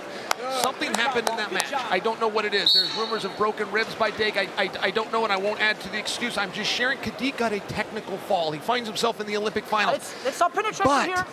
Dustin Plott is a lot bigger animal, and you're seeing that here tonight, and I'm just not certain that Kadik has been told. I'm not sure he's been told what a difficult opponent he drew in Dustin Plott. Kadik under 10 seconds on the shot clock. And he didn't playing care. the outside as well. He didn't care about Dustin Plott. He said he has one mission, and that's to say, hey, Kyle, do you remember Tokyo? And that was heartbreaking for the Americans to see Kyle Dake, but I know that Kyle Dake was wrestling only on one leg, and if he does get past Dustin Plott, it's going to be a completely different match the second time. When you talk to coaches who have been around the Eastern European system, around the Iranian system, one of the things they always tell me is, guys, they don't watch the NCAAs. If you don't know anything on the international level, the senior level, yeah, they don't know who you are. They're not tuning into our college wrestling until you graduate to the big boys. They're really not paying attention to you. That can be a positive. That can be a negative. shot attempt for Kadik, but Dustin, nice hips. He was able to stuff it, and we haven't seen, a lot of action here in that first period. And I got to tell you guys, my observation of size, it hasn't overly mattered yet. Dustin Plott is not leaning on him. He's not getting a hold of him and pushing him, at least not yet. Maybe we'll see heavier hands in the second period. But also has not made any rookie mistakes. Plott has not, Chael, to turn a phrase, gotten over his skis. His balance has been good, elbows inside. Hasn't given the more experienced guy a way in. You know what I can't help but wonder? Did they clean the vomit of Zahid up? Like, is that still in the corner affecting? Nice single leg high Single leg for Plott. Oh, and a roll through from Kadik and a go behind for Dustin Plott. Plott now up 3-0. And he's going for action right away, looking for that tilt. And Kadik went for the crotch lift, but against a much bigger guy, couldn't get it done. I'm okay with the score of 2. That could have been interpreted a couple different ways. One interpretation would be 4-2, which would still give us a 2-point spread, but very interesting technique that just happened there. And if Dustin Plott finds some confidence and gets back to that leg, that can happen again. Oh man, I'm happy for Dustin Plott. He said he had the courage, he had the faith, and he believes that he's one of the best wrestlers on the planet. He's doing a great job right now. I think Kadik is actually having a harder out than he was giving his opponent credit for. He was literally not respecting him at all. Beautiful shot, though, from Kadik. Not respecting him at all, and maybe that's why. That was very nicely done by Kadik. And Dustin Plott on a personal level, he's one of these boys that's a grown man. He's 23 years old, but he got married a couple of years ago. He's forming a family. I mean, it's a very different level of maturity. And you're seeing that, you're going to see that in this match. When the going gets tough, I promise you, Dustin Plott will still be there. Good job, bud. Best way to put it, you can be defeated by your opponent, you can be defeated by the moment. Plott has yet to be defeated by the moment, but his opponent right now picking up speed. Nice. Not able to get exposure yet, then he gets it. Nice That setup, guys, that setup was wonderful. He went left, got a reaction, went back to the right. Jimmy, I like that. Opponent moment. I'm going to remember that. Looking for it again. Steal it all, Chael. You can take anything you want from Going for it again. Oh, he was. He was putting a little pressure on the carotid artery there. He was a little choke out there by Kadik. Head position there, right in the neck of Dustin Plott. Beautiful Going for his own high crotch. Same position we were in earlier, Looking guys. for the roll through there. Going for a chest lift, nowhere near that. 2-point takedown. You get the feeling these are positions where Kadik could counter against a smaller man. He went for the chest lift, couldn't move a thing on Plott. This is an exciting match. Great one. It's neck and neck here. 10, 12 seconds in the second period. Chance of USA, no surprise here at Real American Freestyle. Shot and stuffed. Going to run the underhook. Did he get a push out? That's there. It's there. That foot's out. Oh, that foot was out. Got behind him, however. Oh, went for that's a slip. Slip, no points for either man as time runs out. Wow. That high single, that high crotch that Plott's working, that's going to be there again in this next round. Right here, guys, Kadik is playing a risky game. That could be 4 points for Dustin Plott. When Kadik goes for that chest lock, you've got to succeed, and he's not succeeding.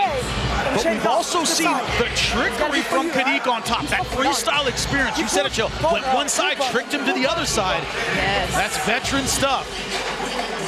Nice body lock there by Kadik. Boy, Kadik's good. I got to tell you, I'm not super familiar with him. I watched him wrestle Dake. I watched him wrestle Sidikov for the world title. I read about him winning the Europeans.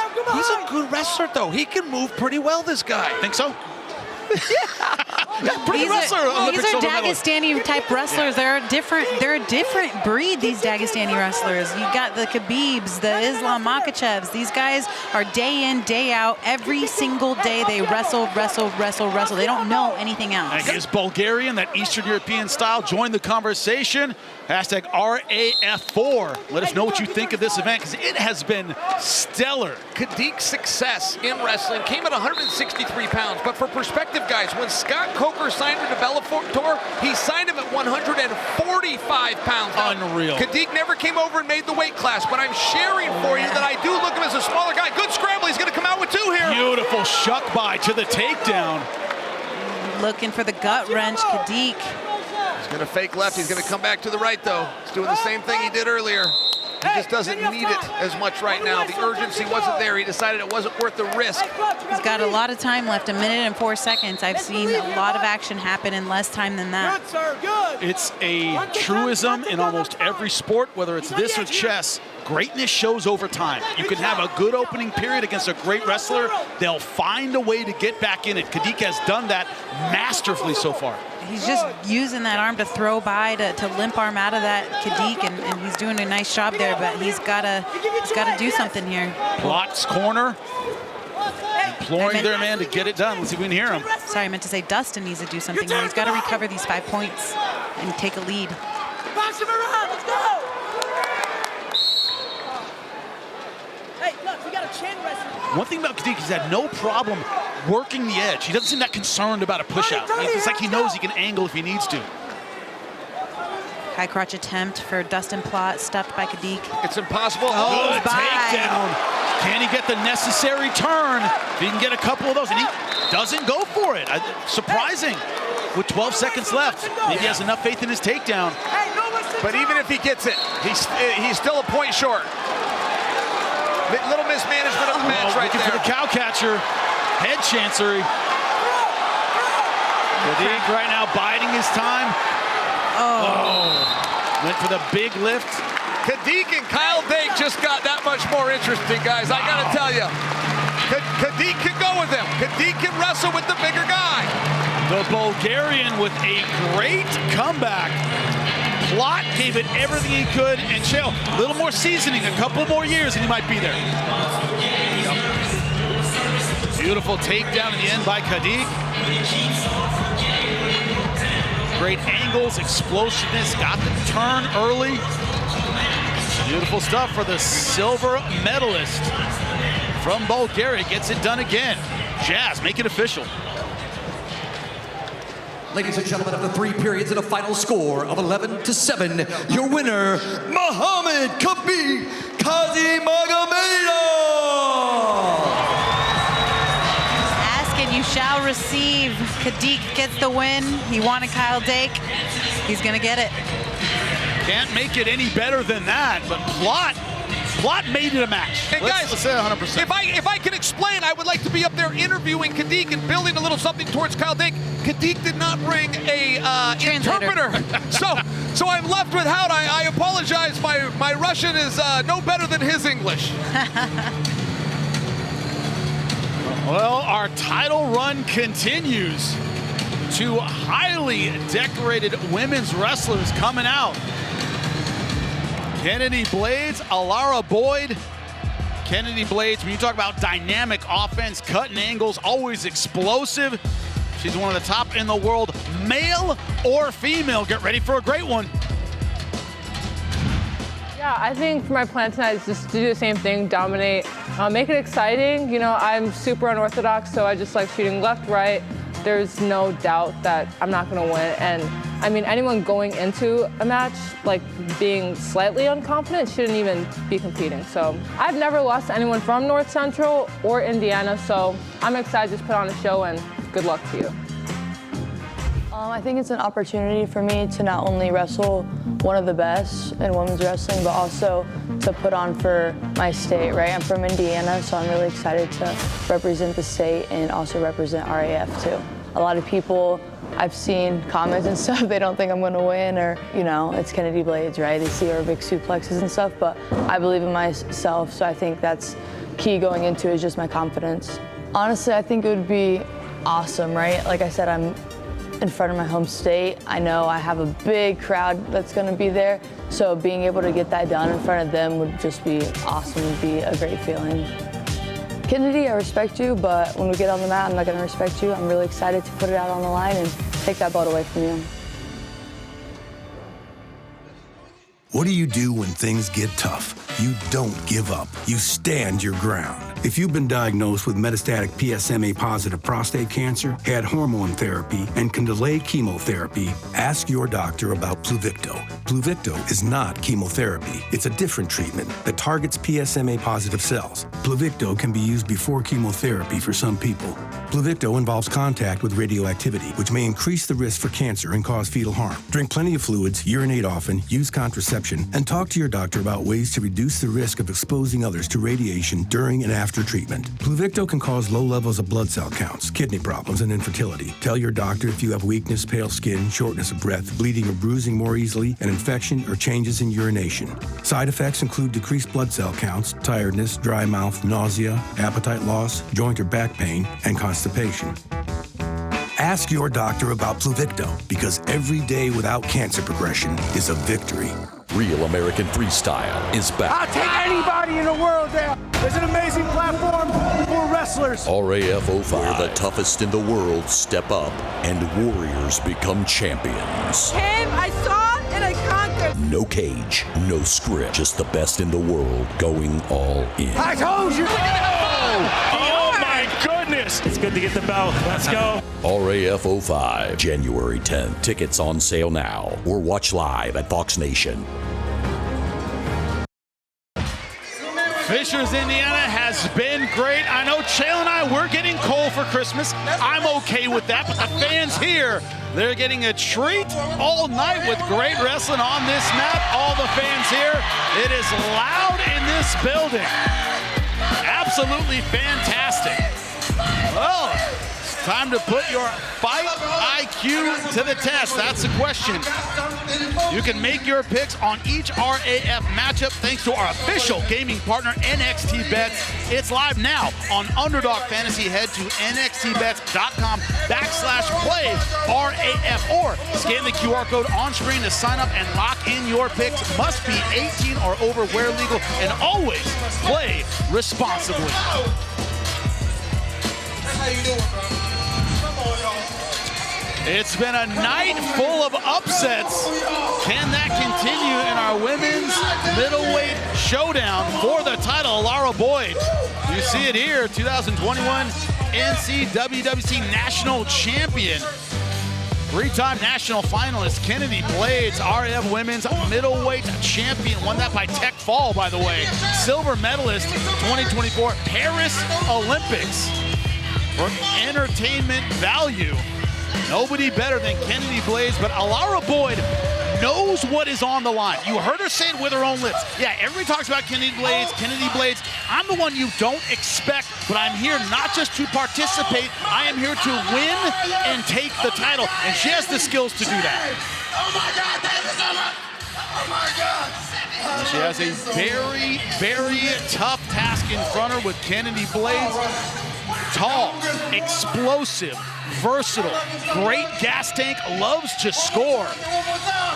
One of the nicest wrestlers you will ever meet until you step on the mat with her. Then it is all business. Let's take a closer look at her and what she thinks behind the scenes.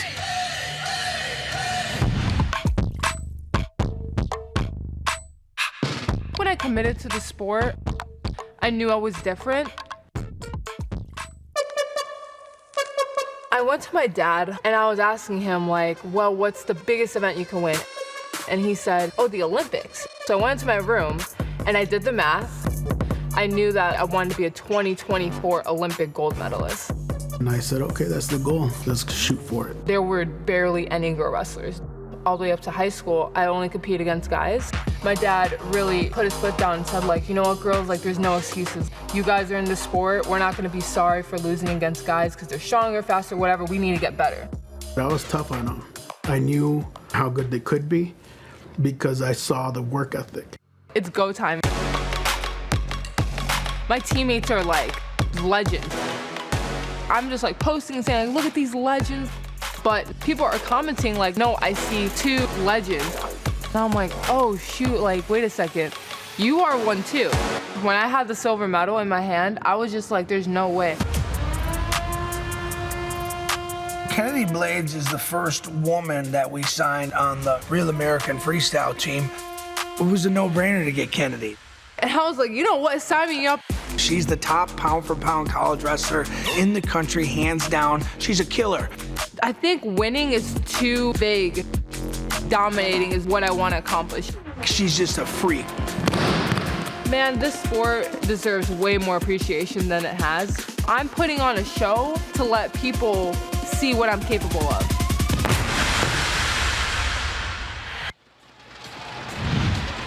She said it herself. That's the title on the line, and it is go time. Jasic, Kuro, bring him out. Fishers, Indiana. Our next match is in the RAF middleweight division, and it is for the World Championship. Let's bring him out. Here is your challenger, Alera Boyd.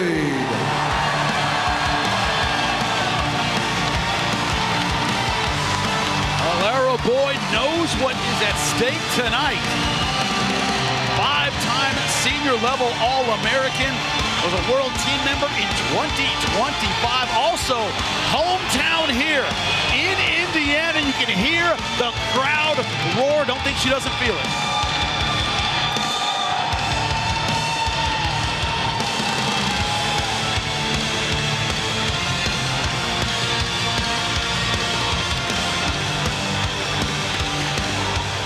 And now, ladies and gentlemen, please welcome the RAF middleweight world champion, Kennedy Blades.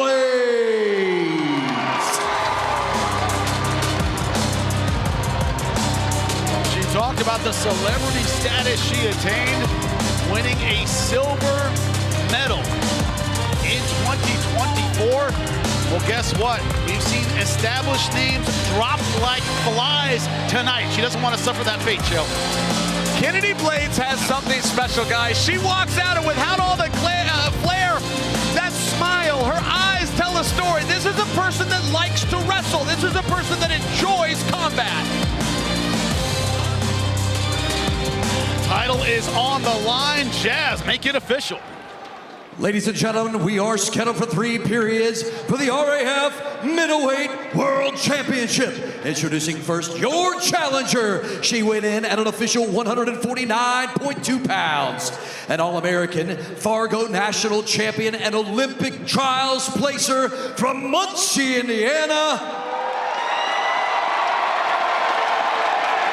Introducing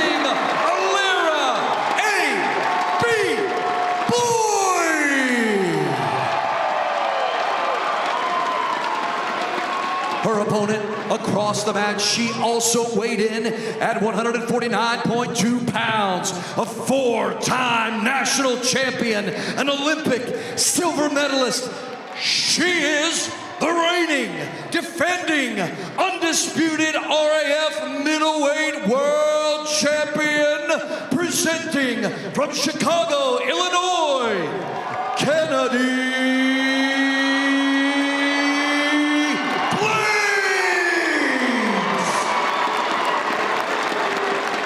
The action begins. Your referee is Maria Ivanov. The champ is here. You ever heard that? The champ is here. And she is. And the way she got here against Alejandro Rivera, 11-0 at RFA 3. Didn't even go for a takedown. I'm sorry, RAF 3 didn't even go for a didn't even go for a turn. It was all takedowns just like that and push-outs. Didn't even attempt a turn. Alera Boyd said, you're not going to suplex me tomorrow. You're not going to do that to me. And Alera Boyd was actually Kennedy Blades' training partner to help Kennedy get to the Olympics.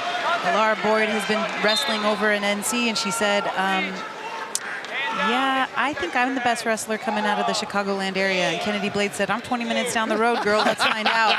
And so this match has been needing to happen for a long time. Another beautiful takedown. That's 4. She double legs her right through a wall. And you're right, Kennedy may not suplex her, but she's going to try. Oh, she absolutely is, and she's off to a great start. Double legs her right through a brick wall. Kennedy Blades, nicely done. That's 2 shots for Kennedy. She might just tech her right here. And very rare that somebody with the length of Kennedy chooses the double leg. It's generally their own weakness. That's generally what the opponents go through on them. She's got that explosive gene, though, and she can power right through these young ladies. Alera Boyd yet to find her own offense. Another reach for the double leg, this time coming up short.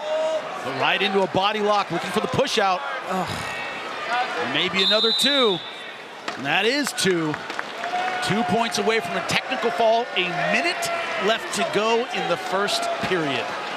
I thought Laura was going to be able to work her own offense and get something off here, but she seems pretty passive to just be giving up all these points. Dominance with a capital D, Juliana. That's what we're seeing right now. Well, and she said, I'm bubbly and I like to meet all the kids and I have such a, and she does. And Kennedy Blades has that persona. She's just this all-American girl next door, great personality, but when she gets on the mat, she's absolutely dominant. Girl next door that can launch you off the mat into the stands. I want Laura Boyd to showcase some sort of technical skill here. Boom, another two, and that's it. Wow. Tech fall before the end of the first period. And I don't think she wanted it. I think similar to Jason Nolf, I think she wanted a couple of moments in exchanges here. She did the right thing. If you can whip somebody, go out and enjoy being the queen. Yep. And also, may have been a Laura Boyd, while worried for the suplex, wasn't quite ready for the double leg, Juliana. No, she just changed levels, did a great job of changing levels and shoots right through that brick wall. Double leg, runs her feet. Nicely done by Kennedy Blades. Snap down, again, another double. She's just, there's levels to this. And clearly she is the best wrestler coming out of Chicagoland, Indiana, coming obviously. Out of RAF, coming out of RAF. The world, perhaps. And she's active. I'd like to see if she goes on the Miami card, too. I'm sure she wants back-to-back-to-back opportunities. Jazz, tell us who won this one, as if we didn't already know. Ladies and gentlemen, 21 seconds remaining in period one. Your winner by technical fall, and still RAF middleweight champion of the world, Kennedy Blades! She didn't even break a sweat. And look at that smile. So cute. She could be modeling when she's not beating the crap out of her opponents. Now we have the good girl with the bad guy. Kennedy, I would love a word. So Nick Hogan came out here with a belt for you, but Izzy Martinez said, no, give her this one. I don't know the proper etiquette. There's something special about the belt. That's one for you. How you feeling, champ? I'm honestly super happy. Hilaire's an amazing, not just opponent, but amazing woman in general. So I'm really happy that we were able to put on a show for you guys in Indiana, in her hometown, and you guys are awesome. And Kennedy, you were known for the suplex. I know you love the suplex, but can I tell you, that double leg is just as beautiful, young lady. Yeah, no, for sure. I know a lot of people wanted me to do suplex, but I mean, if you look at Hilaire, she's super disciplined, very stylistically, so I mean, I wasn't surprised I couldn't get it, but like I said, you guys are awesome. I really hope that I put on a show for you guys and you guys loved it. And Kennedy, while this crowd loves you, RAF is looking for your next opponent, but I would love your opinion on a match that we've got later tonight. The main event, Mason versus Wyatt. How do you see that going down? I mean, I'm competing in this, but I'm so excited for that match. Like, that's the match I'm looking forward to. So I'm not gonna lie, I don't know who's gonna win, but it's gonna be good, guys. So it's soon, so that's exciting. All right, Indiana, give it up, and still Kennedy Blades. And she has a $1 million smile, $1 billion talent. That belt over her shoulder looks like it fits perfectly. That is the face of real American Freestyle. She's such a great role model, so cute and bubbly like we discussed, but just absolutely dominant on the mats. I can't wait to see what's next for her. But that versatility, so fun to watch her wrestle every single time. But we are not done yet. That's why we roll on. Next time you will see us, Sunrise, Florida. RAF 5 takes over South Florida January 10th. 2 world title fights and a main event. We'll have MMA fans lining up. Former UFC middleweight champion Luke Rockhold steps on to the RAF mat to face former UFC interim welterweight champ Colby Covington. Get your tickets now for RAF 5 and for a limited time. Fans can get 20% off tickets using the promo code HOLIDAY. Scan the QR code or head over to realamericanfreestyle.com. Use the code HOLIDAY to save. Kennedy Blades working with the fans, making fans tonight. The next one up, Bilal Muhammad talking about the UFC fighters coming to the RAF mat. former UFC welterweight champion, a great grappler in MMA, is that enough against David Carr, the RAF welterweight champion, two-time NCAA champion at Iowa State. David Carr called out Belal Muhammad. He wanted this matchup. Belal Muhammad having the confidence, the guts, the courage to step in there against one of the best in the world.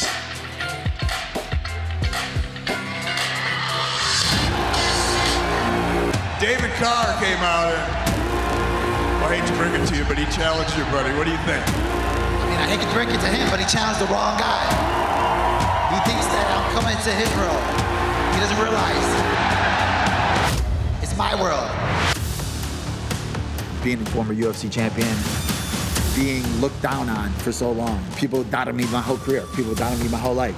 Didn't think I would make it to the UFC. Didn't think I would make it into the rankings. Didn't think I would make it to the top 5. Didn't think I would make it to the title.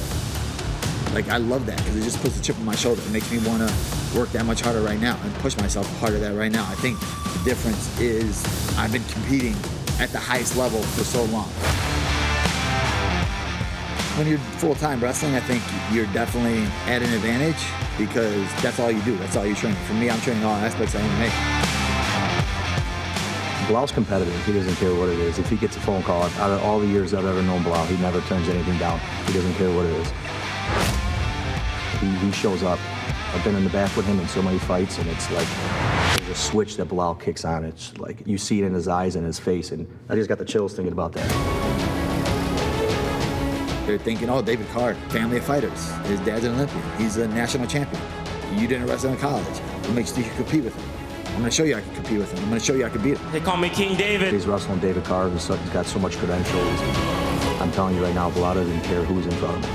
It doesn't matter. He's going. He's showing up. David Carr, you said my name. I'm going to make you remember my name. Ladies and gentlemen, we move at an RAF catch weight of 185 pounds. Let's bring him out.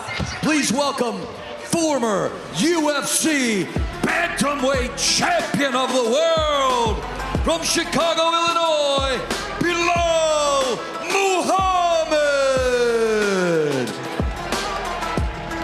Necessary correction, he was welterweight champion. Bantamweight wouldn't be big enough to step on there with Nate Carr.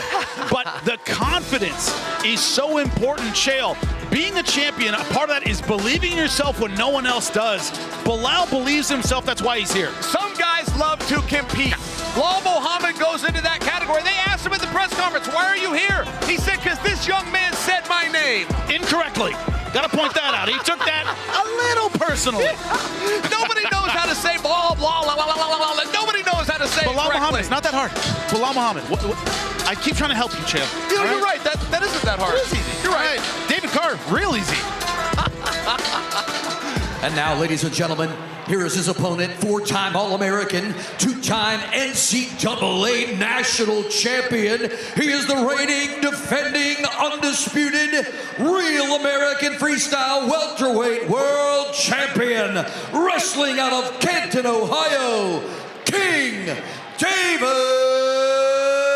Carr.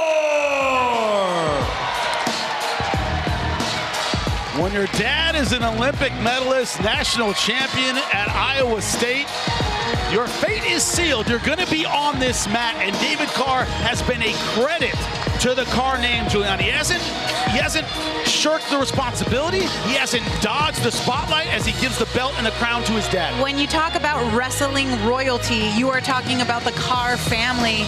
And David Carr says, my success is because of my mom and my dad and the way that they have prepared me, my cardio, my diet, my laundry, my everything. His parents, his family, this is he comes from wrestling royalty, and I know how ready he is to be able to take on a former UFC world champion, Bully B.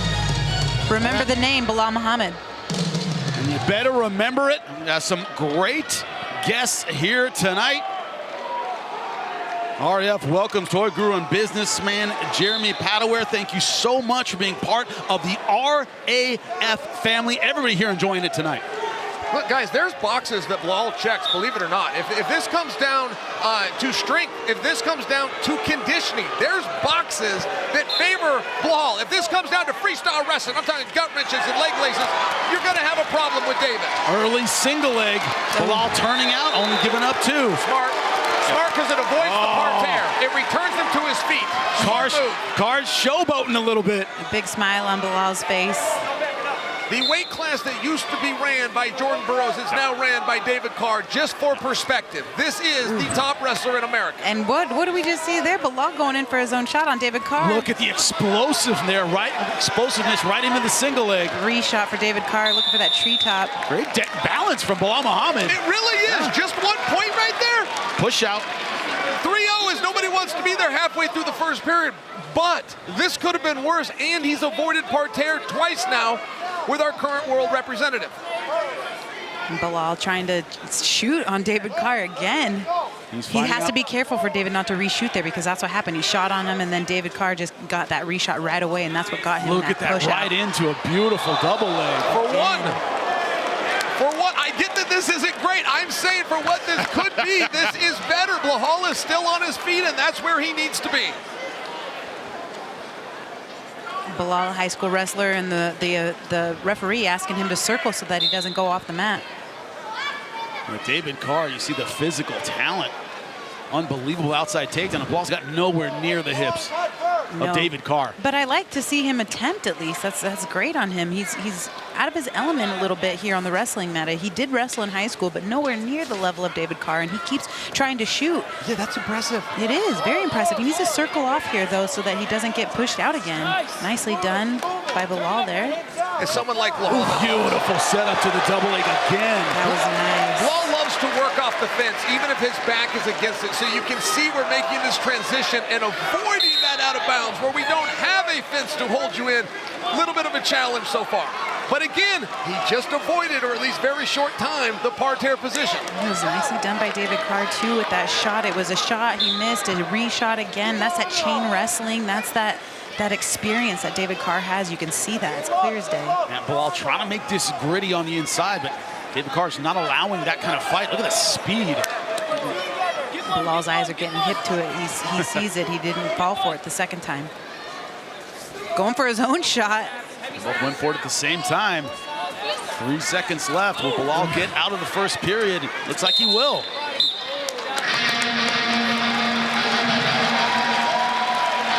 Bilal trying to hang, but man, Carr looking absolutely fantastic on the feet so far. Just clean. Everything's real clean. You know, Bilal isn't used to the shoe.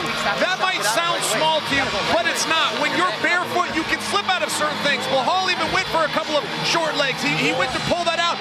Boom, you run into the friction of the shoe. David Carr comes out on top. This match, guys, is going exactly the way that it should. But in fairness, Bilal, who's out there trying to get experience, looking forward to his next time in the UFC, he's getting the experience that he came for. He's pushing his lungs. He's moving his feet. He's testing himself with a younger, quicker animal.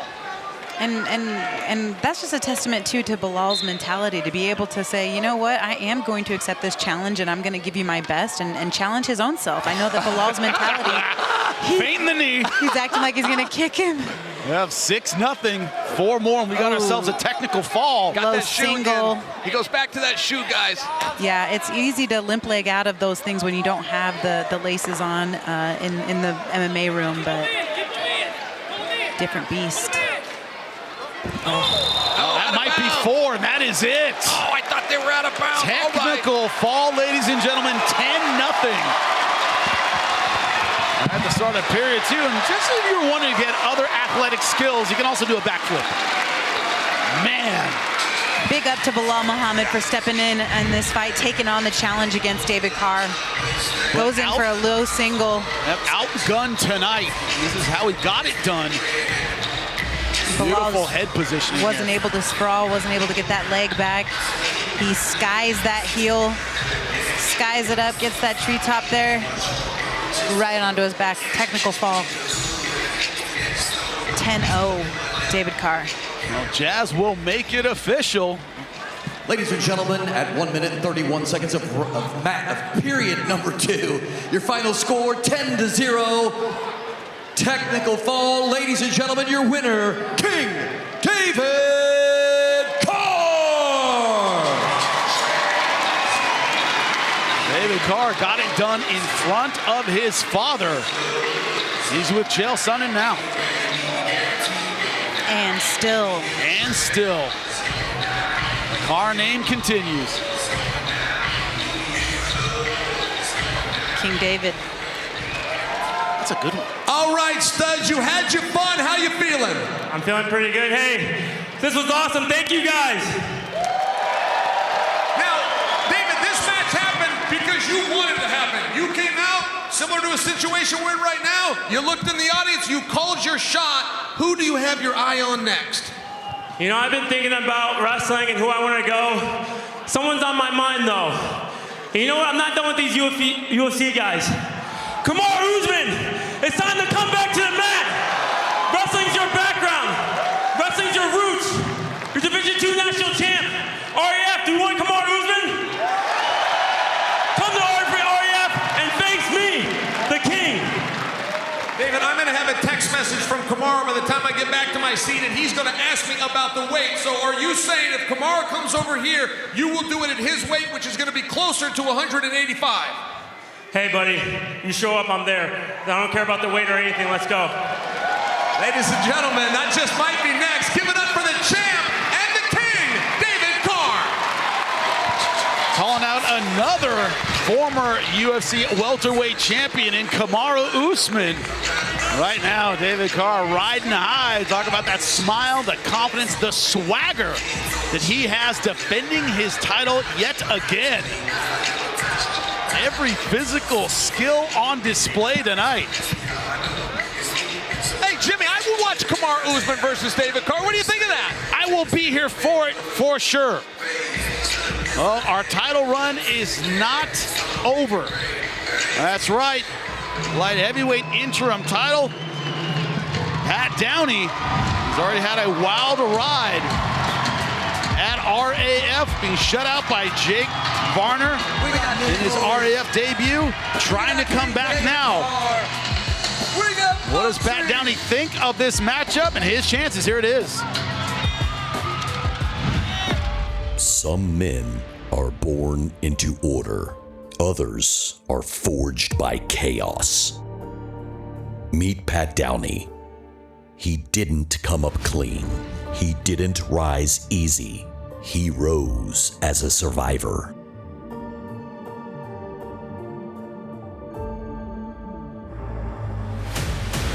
Some men aren't built to be liked. They're built to endure.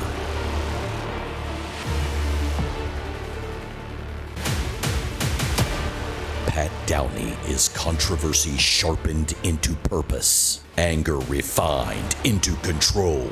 He is the wrestler they warned you about. Raw, real, too dangerous to control. Unlock my hands, I'll take anybody in the world down. Tonight, he faces a legend. Cuban Olympian Yoel Romero. Yoel Romero, soldier of God, Pat Downey. It's a battle of power versus pressure, Olympic grit versus savage instinct. The reason I took this match on short notice is because that's my legacy. Anyone, anytime, anywhere. For Pat Downey, tonight, it's a reckoning. Romero, I'll see you soon. I'll see you soon, boy. Real American Freestyle is back. I'll take anybody in the world down. There's an amazing platform for wrestlers. RAF 05, where the toughest in the world step up and warriors become champions. Came, I saw, and I conquered. No cage, no script, just the best in the world going all in. I told you. Oh my goodness. It's good to get the belt. Let's go. RAF 05, January 10th. Tickets on sale now or watch live at Fox Nation. He has had a tough road to get here, has Pat Downey. That road has run through the heart of Indiana. He is excited about this, taking on a legend. But before that, we have a special introduction. Jazz, take it away. Ladies and gentlemen, I don't know. Please welcome WWE Hall of Famer and Olympic gold medalist, Kurt Angle!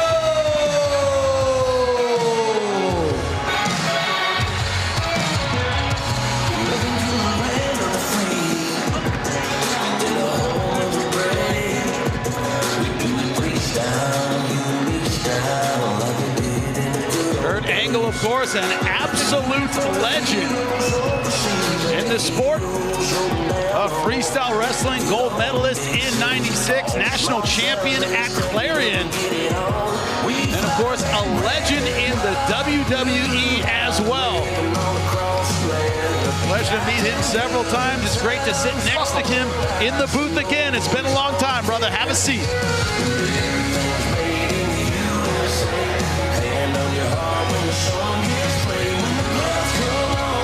The co-main and main event tonight, a lot of question marks. Pat Downey, of course, younger, strong, physical. But he talked about the resume of Yoel Romero being so superior. Yeah, they're both very talented athletes. There's a big generational gap, though. You know, one is in his late 40s and one's in his early 30s. So this could be very interesting tonight. As he said, Yoel Romero was at the Olympics when I was in diapers. Will that be the difference tonight? The physical ability of Pat Downey. That is the question when you look at the accolades of these two gentlemen. Yoel Romero, gold medalist, 99 World Championship, silver in 2000. Pat Downey, gold medal at the U.S. Open. That was in 2019. Bronze medal at the Pan American Championships. Also an All-American at Iowa State. Pat Downey has had a rough road getting here. He is looking for redemption. He got a bit of it against Joaquin Buckley, 12-0, easy technical fall. He knows it will not be that easy tonight against the physical beast that is Yoel Romero, the Cuban wrestling legend. Pat Downey, the wrestler, is just somebody that you can guarantee who's going to come put on a show. There's a reason I'm a fan favorite, because I do high amplitude, exciting throws. The reason I took this match on short notice is because that's my legacy. Anyone, anytime, anywhere. I've never said no as long as I'm healthy, so that'll never change, regardless of who it is. Yoel Romero, soldier of God. Pat Downey, I'll see you soon, boy.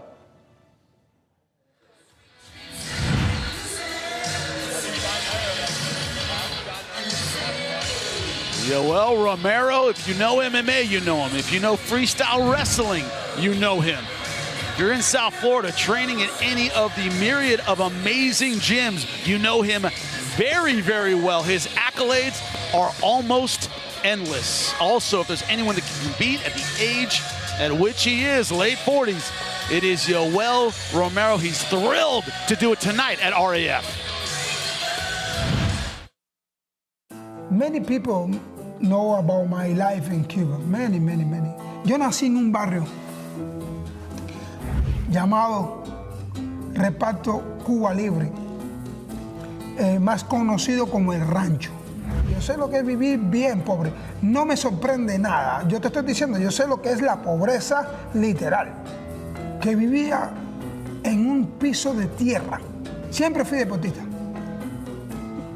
Estaba en los centros de deporte y cuando se terminaba el centro de deporte me iba para la calle. Muchos amigos míos cayeron presos y me picó bien cerca, como yo digo yo. Bien, pero bien, bien cerquita. Te digo esto porque después de ese día, como al mes, yo tomé la decisión de mi vida de ser campeón. Well, from what I know he comes from a boxing background. You know, his uncle, his dad, part of the national team. So he's the only one that didn't take on that career. Yo llego a La Habana en el 95 y ya en enero me pasan, fíjate, solamente fueron 4 meses casi. Ya en enero me pasan para la Selección Nacional de Mayores. Porque en esos 4 meses en la Selección Nacional Junior acabé con todos. Gente que habían ido a campeonatos mundiales junior. Well, if you just look at him, you know, you can tell he's a genetic freak, you know, from just the way he looked. to wrestle, you know, it takes a lot of energy, and you know, when you're going 5 rounds, it's not the same as going, you know, 2-3 minutes. So people saw more of like Joel, you know, stand up and takedowns and stand up. Never really got to like enjoy and you know, see his wrestling at the level that he's actually, you know, wrestled, you know, his whole career. Por eso no tengo vergüenza de quién soy ni de quién fui. No tengo vergüenza. Primeramente porque Cristo. Por eso yo me denomino como soldado de Dios. No importa la edad. No importa la edad del chico que venga enfrente a mí. Pero bueno, una cosa es hablar y una cosa son los hechos. Entonces, prefiero mejor los hechos y dejar las palabras para el día de los hechos. Una victoria mía es dándole gratitud por lo que la lucha hizo en mi vida. Pues entonces, it's not personal, but see you soon, boy. Both of these athletes came up the hard way, both extremely physically gifted. What's the difference between them? Let's go to Kurt's angle and find out. All right, here we are, Kurt's angle. All right, these guys, throws. They're both incredible at throws. Yoel's defense is key. He has great defense. Match pacing. Downey has a higher pace. Romero's gonna have to match that pace if he wants to win tonight. And Jazz, let's get our co-main event out here. Ladies and gentlemen, are you ready for your co-main event of the night? Takes place in the RAF Interim Light Heavyweight World Championship. Let's bring out your wrestlers. Please welcome Yoel Romero.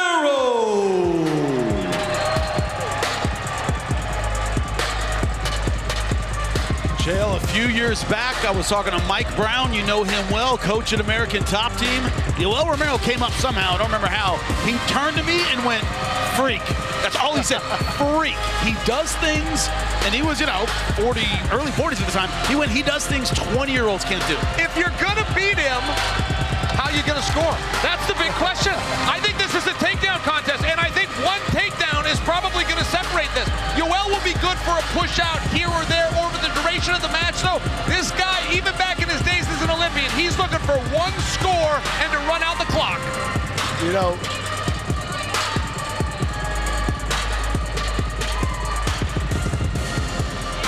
and now, ladies and gentlemen, please welcome his opponent. Here is Pat Downey. The two men who derailed Yoel Romero's Olympic dreams, Adam Saitiev and Cael Sanderson, i.e. two of the best to ever step on a mat. You're right. Pat Downey wants to add his name to that list. But I want to remind you that Romero beat Cael Sanderson 2 times. Yes, he did. 2 wins over the 4-time undefeated NCAA champion and Olympic gold medalist. Pat Downey, no lack of confidence for this young man. Let's put it that way. Oh, and he likes trouble, by the way. Don't think he's looking for an easy way out, because he's not. Hey, Kurt, I got to tell you, the baddest dude I've ever had to personally deal with is a guy named Les Gutchess. Les Gutchess and Yoel had a match. It ended in part here with Yoel on top when the bell comes in. Yoel played the drums on Les Gutchess's back in 1999, and I'll never forget it. And Les Gutchess was no punk, I'm telling you right now. Jazz, let's get this interim title going. Ladies and gentlemen, this is your co-main event of the night. 3 periods for the RAF Interim Light Heavyweight World Championship. Introducing on my right, he weighed in officially at 204.6 pounds, a Pan American gold medalist, a 6-time world medalist, an Olympic silver medalist, and UFC title challenger from Cuba. Introducing Yoel Romero.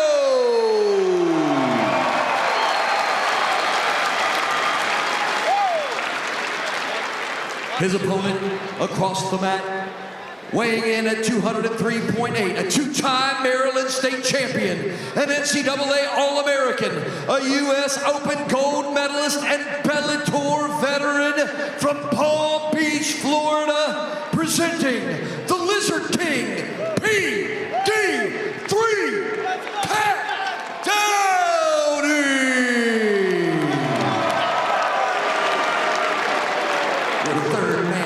the mat is Nathan Carmichael. And tonight's match clock brought to you by Battle Bar. As our co-main event is underway. Look at Yoel. There's just something special here, guys. You can feel it. He's got a plan. He's got to execute it against a much younger, hungry, big Pat Downey, 215 pounds. But make no mistake, Yoel's got a plan. What about these Cubans? What about these guys that will stand there? They'll eat up the clock. They'll make you think they're tired, that you're in the match, and they're setting you up the whole time. They're setting you up for one 5-second sprint. Yeah, yes, they are, man. These Cubans, they sit back and wait, and they wait, and they wait, and then they score, and then they sit back and wait, and they score, and then they end up winning the matches. Looking for a push out. It's a 4-pointer. Oh, boy. Wow, what a way to start for Yoel Romero. Oh, we've got to re-see that. Yeah, he said, Pat Downey saying it was one. The call is made. The flow was out of bounds. I also see a controversy with it, but that call is made. He is down by 4. You just talked about it here. Nothing, boom, 4 points. That's a lot of points, guys. That's a lot of points for Yoel. Pat Downey's got to get busy. Minute left to go. He's going to be very difficult to score on now. Talk about Yoel versus Les Gutches. Yoel also met him 3 times with the great Cael Sanderson. Cael able to win in the Olympic semifinals. To remind you guys, Yoel got the other 2 victories.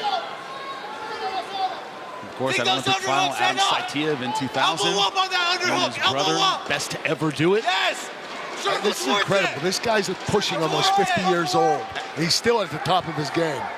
Yeah, Downey trying to push forward, not able to get Yoel Romero at the edge. But that's what Yoel is so good at, positive and negative. He fights in spurts. He did that in his MMA career. He would fight half a round, destroy guys sometimes, but that consistency for the full 5 minutes of a period has always been the problem. But great 4-point start in the first period. Well, it really threw Pat off more than anything. You know, Pat was not expecting to have to come back from this kind of a deficit. Your mind can play tricks on you. You must do it 1 point at a time, 1 takedown at a time. Yes. But all athletes, you get down by 4, then you think, well, let me just go get a 4-pointer. Let's take a look. You tell me if there's controversy here, Chael. Well, right there is the call where I thought that it would be an out-of-bounds opponent. Now, even with the feet flying all through the air, I'm not certain I saw exposure. I don't say the ref got this wrong. This is a tough position. I'm just not knowing that I'm seeing exposure. I don't see exposure either. It's got to be over 90 degrees. That might not have been the right choice. And ladies and gentlemen, it's got to break the plane of 90 degrees. I don't know if we saw that. But also, Kurt, you can speak to this. You can't get caught up in, man, that was 4 that I shouldn't have given up. Or, you got to stay focused. You agree with it or not? Score 1 point at a time, just what Chael said. Scoring 1 point at a time, keep going, keep attacking, keep scoring points, and eventually you'll catch up. Do you think it was controversial? Hashtag RAF04. Join the conversation online in what has been an amazing night of matches. Tonight's match clock brought to you by Battle Bar, as Yoel Romero getting another push out. This kid looks really good. By kid, you mean the 48-year-old? I'm just curious we're talking about the same person. He looks like a kid. A guy that is my age. I threw my back out like, reaching for the soap in the shower this morning, and this guy's out here wrestling with young kids and looking fantastic. Well, there's also a very fun question of where do we go from here? Like, what is this match about? I think it's to find someone for Bo Nickel. I think, and by the way, Yoel versus Bo is very intriguing. I'm getting way ahead of us. We're only halfway through here, but that's exciting. That is exciting. Look at the positional ability of Yoel Romero with that underhook, not having to expend a lot of energy. Oh my God. 2 points. Now again, that was a feat. If he believes there was an exposure, my understanding is that would have to be 4. I don't know that you can have back is 4. Yeah, you're right. You're absolutely right. It had to be 4. Which would put us in tech fall territory. We're still kind of there at 7-0. But you talked about it. Kurt, throws. His ability to just beast you and put you on your back. They both are incredible at throws. So is Pat Downey. But Pat just hasn't had the opportunity yet. Underhook again from Yoel Romero. Body lock. Inside trim. From there, there. Pat's able to whizzer down. Yoel's going to get one. I cannot believe he's still scoring. Wow. 8-0, 2 away from the tech fall finish. This is the most aggressive Yoel Romero has ever been in a wrestling match. Wow. He does tournaments where he does not put up this many points. He wins them all. He wins tournaments that he wins. 1-0, 1-0. Yeah. So true. If you saw his run Guys playing the outside level change. at the elite level. Just like the Florida match, you're going to have to take a shot here, buddy. 10 seconds left. Pat Downey won't back down, guys, but he really does. There's a psychological thing that happens when you're down by 8. And you think, okay, I need 3, and then I need a front headlock sequence where I can grab a quick 6. Now you got to get the push out one at a time. Wear on him.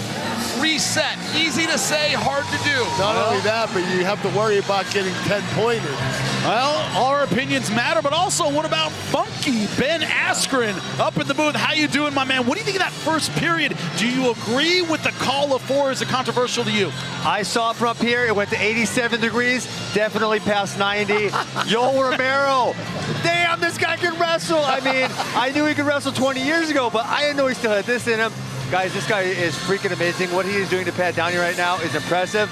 And if he can keep it up for this last 2 minutes, he is 100% getting a title shot against Bo Nickel in Miami, and he might as well be the favorite. That's certainly a possibility, Ben. Thank you so much. Incredible stuff.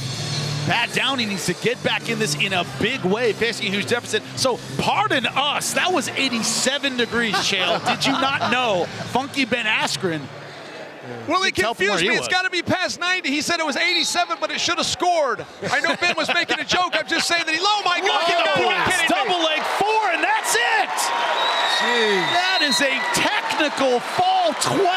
Impressive win. Wow. Oh, wow.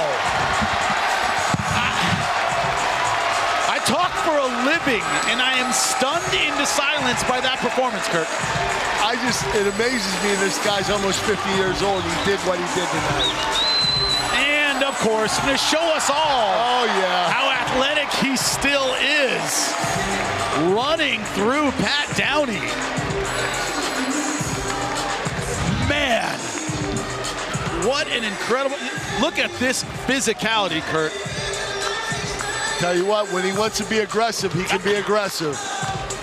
The fountain of youth somehow runs through South Florida because this guy has found it. Yes, it does. Man, Jazz, we now have an interim champion. Make it official.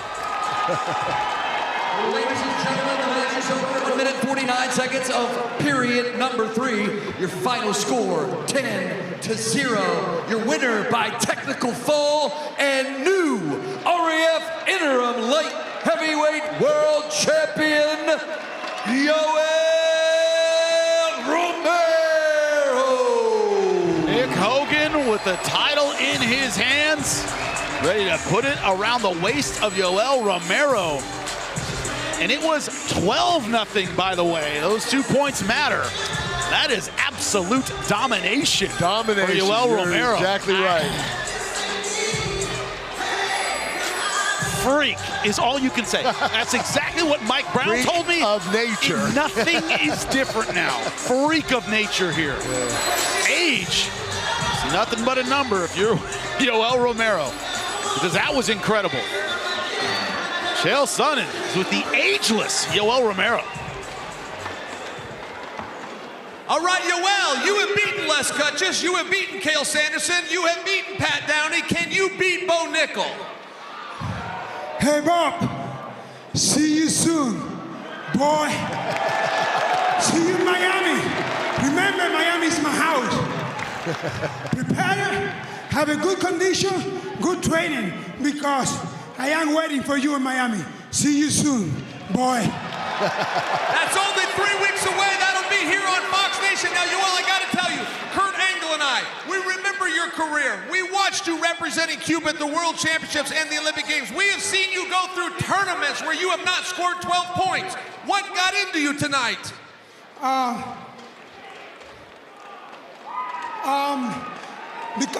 First of all, I want to make everything good for this company. Have a good talent, right? Have the beautiful talent. That's what I need to do. I need to do best and the best spectacular tonight. I want to say enjoy tonight for the everything for myself, what I do tonight, enjoy. Yoel, I've had the pleasure of following you since you were 19. I think tonight might be your single best performance. We will see you in Miami. Ladies and gentlemen, Yoel, the champion, Romero. The crowd is on its feet in Indiana. I can't imagine what they're going to do in Miami. In his backyard, should he take on Bo Nickel. Oh, yeah, you know what? I pick him as a favorite. Right now, I got to say it. What I saw tonight is just unbelievable. And I think that he's going to carry that on. And I think this guy might be unbeatable. If you told me that last week, that he would be the man against Bo Nickel, that he would be the guy who would be the favorite, I would have been skeptical. I would have been surprised. Tonight, I would have too. It looks fantastic. It looks like the safe bet right now. Yes, he does. Oh, and we have more to come. The main event, the heavyweights, Mason Parris versus Wyatt Hendrikson. Both guys, by the way, Dan Hodge Trophy winners, the Heisman of college wrestling. But it's Mason Parris with the international experience bronze medalist at the 2023 World Championships. Also, the upset, one of the greatest of all time against Gable Stevenson for Wyatt Hendrickson in the NCAA Championships, representing Oklahoma State.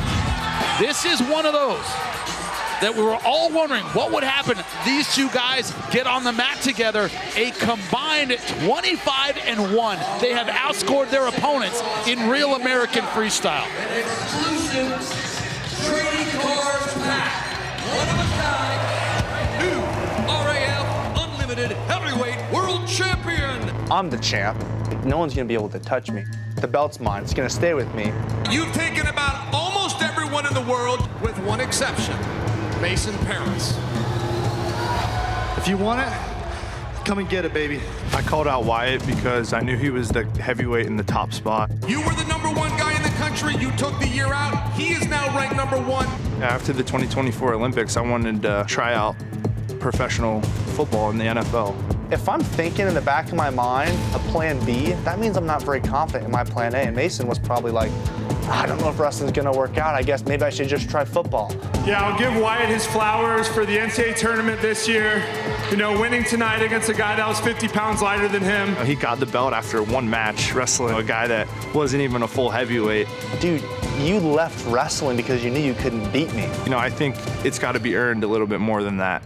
Mason, I know you've stepped off the stage, but do you care to respond? That's not what we're doing.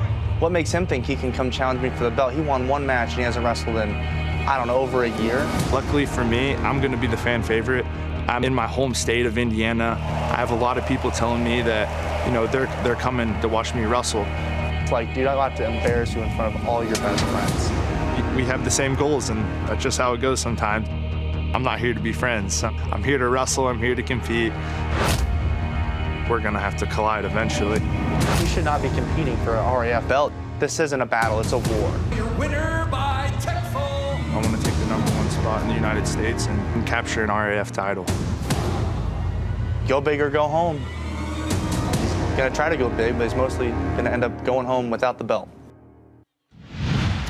To break this one down, if only we had somebody who knew about promos and heavyweight wrestling. Oh yeah, we do. It's Kurt's Angle. Let us know what you think of this one, champ. All right, here we go, guys. Mason's attack, he has incredible leg attacks. Wyatt counterattacks. Wyatt likes his opponents to attack him, and then he counterattacks. That's how he scores his points. Who can get a turn? Whoever gets more turns tonight is most likely going to be the winner. Every time they have taken one another on, and it's been 3 times, all of them won by Mason Parris. They have scored in double digits. These are active heavyweights. Jazz, bring them out here. Ladies and gentlemen, it is time for your main event of the night for the RAF Heavyweight World Championship. Ladies and gentlemen, please welcome your challenger, Mason Parris. He is the hometown favorite. you hear the pop here, Kurt, this is the guy who's going to get the crowd behind him, and you know what that means. That means he has the momentum. Yes. Yeah, he has the advantage right now. Also, 3-0 against his opponent. And it's this idea, Chael, we talked about it before the match. We were eating our food. Sometimes you just can't get over that hump of that one guy, that rival that you can't overcome. Mason Parris might think he's that guy for Wyatt Hendrikson. We have the Olympics. What some people don't understand is we have the same process each year. We just call it the World Championships. Every 4th year we call it the Olympics. And I bring that up because this is our defending Olympian. However, he took a season off. And Wyatt is our defending world team member, which means they both have a claim to #1. That doesn't work. There can only be one #1, and that is what's on the line tonight. There can only be one champion. Jazz, bring him out. Ladies and gentlemen, please welcome the real American Freestyle heavyweight champion of the world, Wyatt Hendrikson. Wrestling has a proud tradition of upsets. Everybody remembers Larry Owens over Dan Gable, Steve Marionetti over Lincoln McElravy in '95, Matt Ramos getting the fall over Spencer Lee. What do they all have in common? They never ascended to the heights of the person they beat. Wyatt Hendrikson beat Gable Stevenson. Great, wonderful. He wants his own gold medal. He wants his own world titles. Kurt, he wants his own flowers. He wants it all, man. And you know what? Him beating Gable Stevenson was the biggest upset in NCAA history. And to see that happen, you never know what's going to happen tonight. But I like Wyatt Hendrikson. I think he has the ability to win this match tonight. Our main event is ready to go. Jazz, make it official. Ladies and gentlemen, the stage is set. This is the most prolific wrestling mat in the world tonight. We are live on Fox Nation. This is your main event of the night. Ladies and gentlemen, it's about to go down. Somebody make some noise!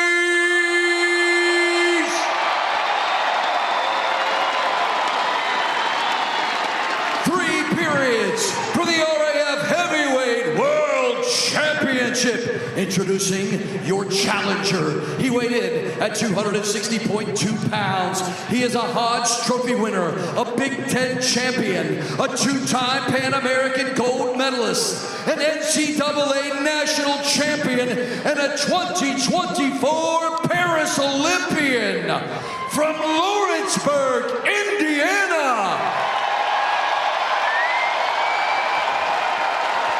Introducing Mason Parris.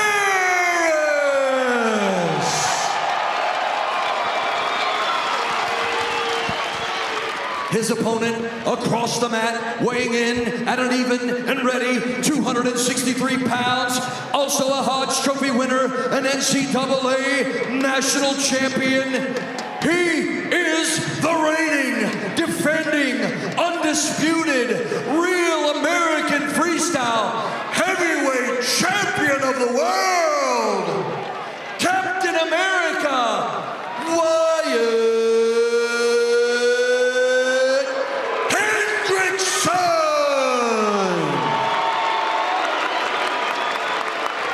Your referee is Nathan Carmichael.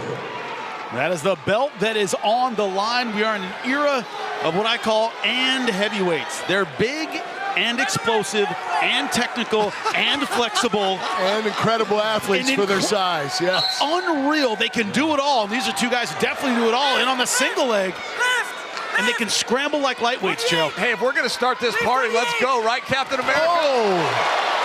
2-point take. Great job avoiding the exposure from Parris like a cat. Yeah, and he could have. That referee could have called that. Now, here's the big problem. The big problem in their last match where Wyatt was able to make it so tight was this very gut wrench, and right now he's dry. Big deal by Mason.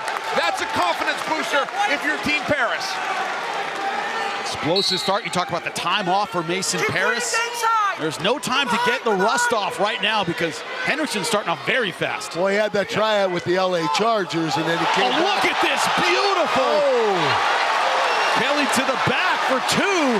A carry from his knees, Kurt Angle. A heavyweight just did that. Almost getting the turn. I almost don't believe I saw that. Come on, even Bruce Baumgartner would look at it and go, wow. That's incredible. Can't believe he did that. Yeah, wow, from your knees, huh? Never seen that at heavyweight. Kids, Google who that is. Bruce Baumgartner, greatest heavyweight Keep winning inside. in history, going for the single leg. That's one. Well, these guys are fighting. We got 5 points up in less than 2 minutes in a heavyweight title fight. All action right now. Looks like a couple of lightweights. They have that kind of speed, Kurt. It's amazing. Yeah. These are not 220-pounders. These are big heavyweights.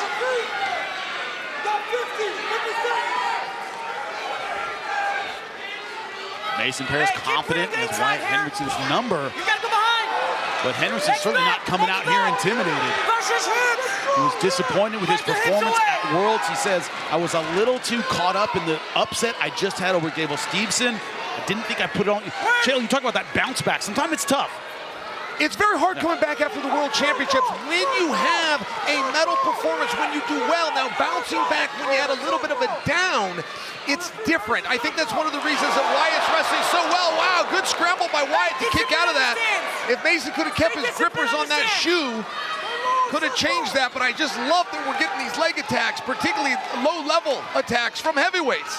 And their matchup at Cliff Keen when Hendrickson was at Air Force, it was a few years ago, I want to say 2022, and watch that match. There were near falls, it was scrambles, it was everything you see in the lightweight. They were exciting matches, right? Very exciting. Ben Askren, I know you're loving what you're seeing. How do you like this start from both of these guys? I love it. You guys called it exactly. These guys are big, they're athletic, and they are aggressive. Both of them are going at it.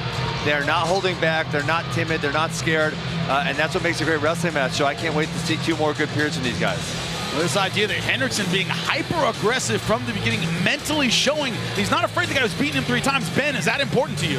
I think that's huge, going to get that first takedown. But you guys nailed it. Mason defended that gut, which is really, really important also, so he can defend there. And we're getting ready for period 2. Thank you so much, Funky. Great opinion here. Everybody's enjoying this one. Nice job, Fans at home, thank you so much for joining us. Real American Freestyle 4. The big boys going after it again.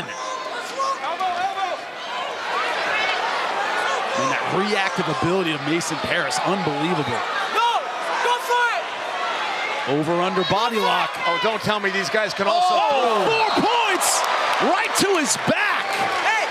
That's a counter which would give an opportunity to make it 2, but the referee did call it 4. They were forcing a body lock there. That was a bad choice by Mason, but I don't blame him for taking it. You gotta have risks. Quick single leg again, right around for the takedown. Oh, and 2 more! That might be it! 1 more point, and we got a tech fall. This is one of Wyatt's best positions. He's got it! Oh my gosh. And not just a win. I was not expecting that. Not just a defense, redemption. His first win over Mason Parris. Wyatt Hendrickson just got a big monkey off his back with that. It was domination. It was a domination. I can't believe it happened. In positions where Mason Parris, usually that over-under body lock, he's the guy that's going to take you for a ride. Yeah, Hendrickson of course. went right through him. Yes, he did. Yes, he did. We know how amazing the heavyweights are. Wyatt Hendrickson just showed why he is still the heavyweight champion. Take a look at this, Kurt. Single leg driving all the way through. Look at that, straight to the back exposure. Wow, that's incredible. That's awareness, knowing where you are at all times. The way he pulled him over top, that's called awareness. You have that awareness. Elite chain wrestling at the heavyweight division. Yes. Incredible stuff. Jazz, let us know who is still champion. Ladies and gentlemen, your final score is 13-2. It comes at 1 minute and 11 seconds of period number 2 for your winner, and still the real American Freestyle Heavyweight Champion of the World, Captain America, Wyatt Hendrickson. Incredible performance from Wyatt Hendrikson. He said he was going to be dominant, and he was. Wyatt just beat a world bronze medalist. I mean, this is incredible. In dominant fashion. That is yours, champ. Now, that match is what dreams are made of. That was not supposed to happen. A technical fall. You must be very proud and pleased with that performance. Yeah, at the end of the day, I want to go out there and I want to show the world how much God has blessed me in the great sport of wrestling. I'm so grateful for my Lord and Savior, Jesus Christ. He's the true reason I'm here tonight, healthy, feeling ready to go every time. Wyatt, frankly, Mason didn't wrestle too bad tonight. It kind of fell apart when he went for a body lock situation. You're able to find that gut wrench, but you started fast. You got to the legs early. Was that your plan? Was your plan to put up a lot of points? I just want to wrestle the way I want to every single day. It's all about sticking to the basics because Mason Parris is a great opponent, and I knew I couldn't leave any openings for him. We saw what happens when he tries to score. I made a quick adjustment, finished the match strong. Wyatt, you are the heavyweight champion. You are arguably the face of RAF. Who and when can we expect something next for you?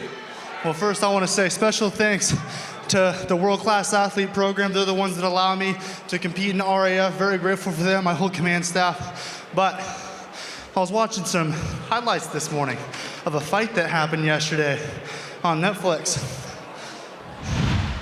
I'll tell you what, that Jake Paul guy looked like he was shooting more double legs than he was doing boxing, so I want to see that man here. Hey, and if not him, I mean, he loves going for heavyweights, but his brother, Logan, if he wants it, I'm right here, always, anytime, anywhere, I will be there! Let's go! I love that idea, and so does Indianapolis. Ladies and gentlemen, give it up for the champ, Captain America, Wyatt Hendrikson. To both the Paul brothers, if you're listening, don't do it. Do not do that. Please. This guy's on a roll. I would not do it. Yes. Literally and figuratively on a roll. Great turns, great aggression, great chain wrestling, put it all together so amazingly well. Almost the perfect match. You know what job I don't want tonight? I don't want to pick match of the night. I do not want to do it because they were so great. All of them tonight. Unbelievable comebacks, unbelievable upsets, unbelievable performances. Also, the idea that so many of these guys at the press conference called their shot. Jimmy Smith alongside Kurt Angle, of course, Chael Sonnen. When you look at it, it was this idea of kind of the new breed coming out, showing what everybody's got. And when you look at the match of the night, Zahid Valencia, Parker Keckeisen, Chael, that's what it was. I am high. I love this. I feel young again. Thank you, Yoel Romero. Thank you, Parker Keckeisen. Show us that you can beat a young world champion. Show us that yesterday's tournament doesn't apply to today's dreams. This was inspiring, I got to tell you. And then Wyatt Hendricks, what a way to cap off an evening.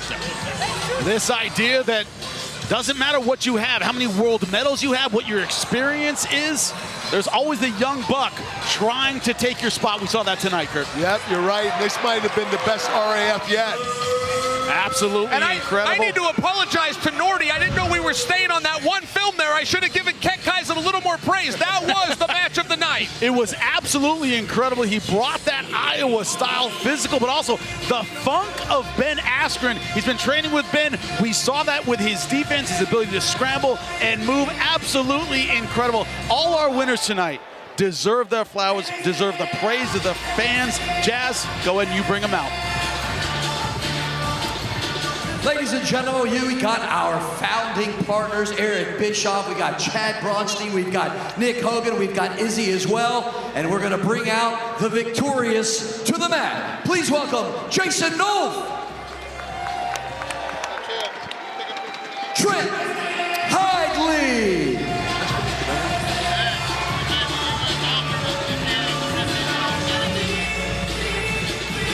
Parker Keckeisen,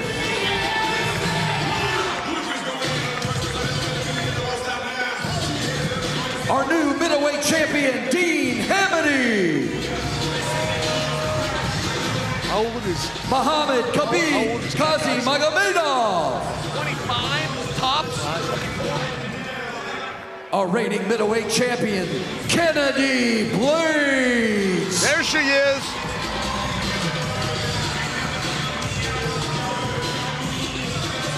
King David. David Carr.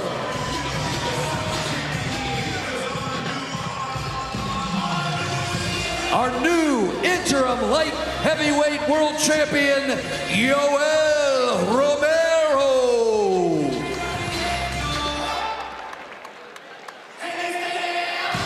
And the real American Freestyle heavyweight champion of the world, Captain America, Wyatt Hendrikson. Ladies and gentlemen, make some noise for the victors on the RAF mat tonight.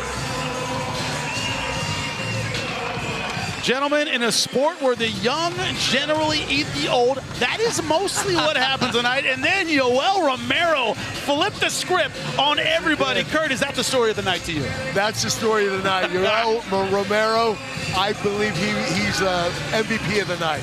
Cheryl, that would be all the wrestlers and their dad, coach in the front? No, that's Yoel Romero, well, and the look victor. Look at how they're treating him. Look how the fellow wrestlers treat him. I mean, we all know who the Alpha is. It's one of these things. Yes, I'm with Kurt. That was the performance of the night. Yoel Romero was not supposed to steal the show, but he sets up the next one. He claims he's coming to Miami. He claims he's willing to take on Bo Nickel.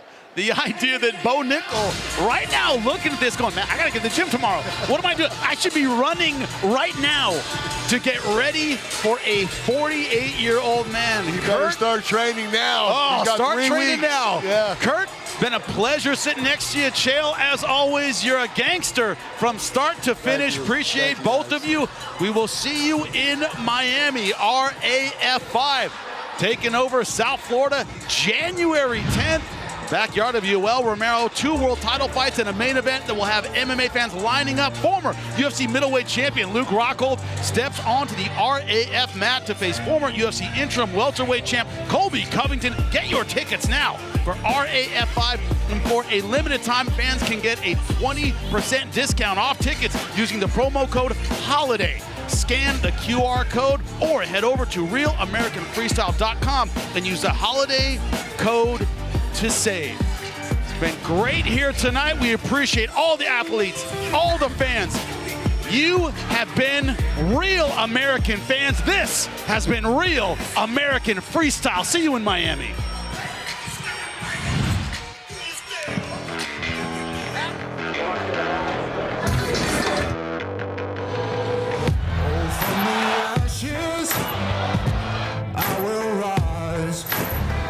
No satisfaction without the fight. A man has limits, or so they say. I'll never listen, do it my way. I'm gonna take what's mine, I paid my dues. I dare you to walk a mile in these shoes. The beat in my soul just keeps getting louder. Give me some of that.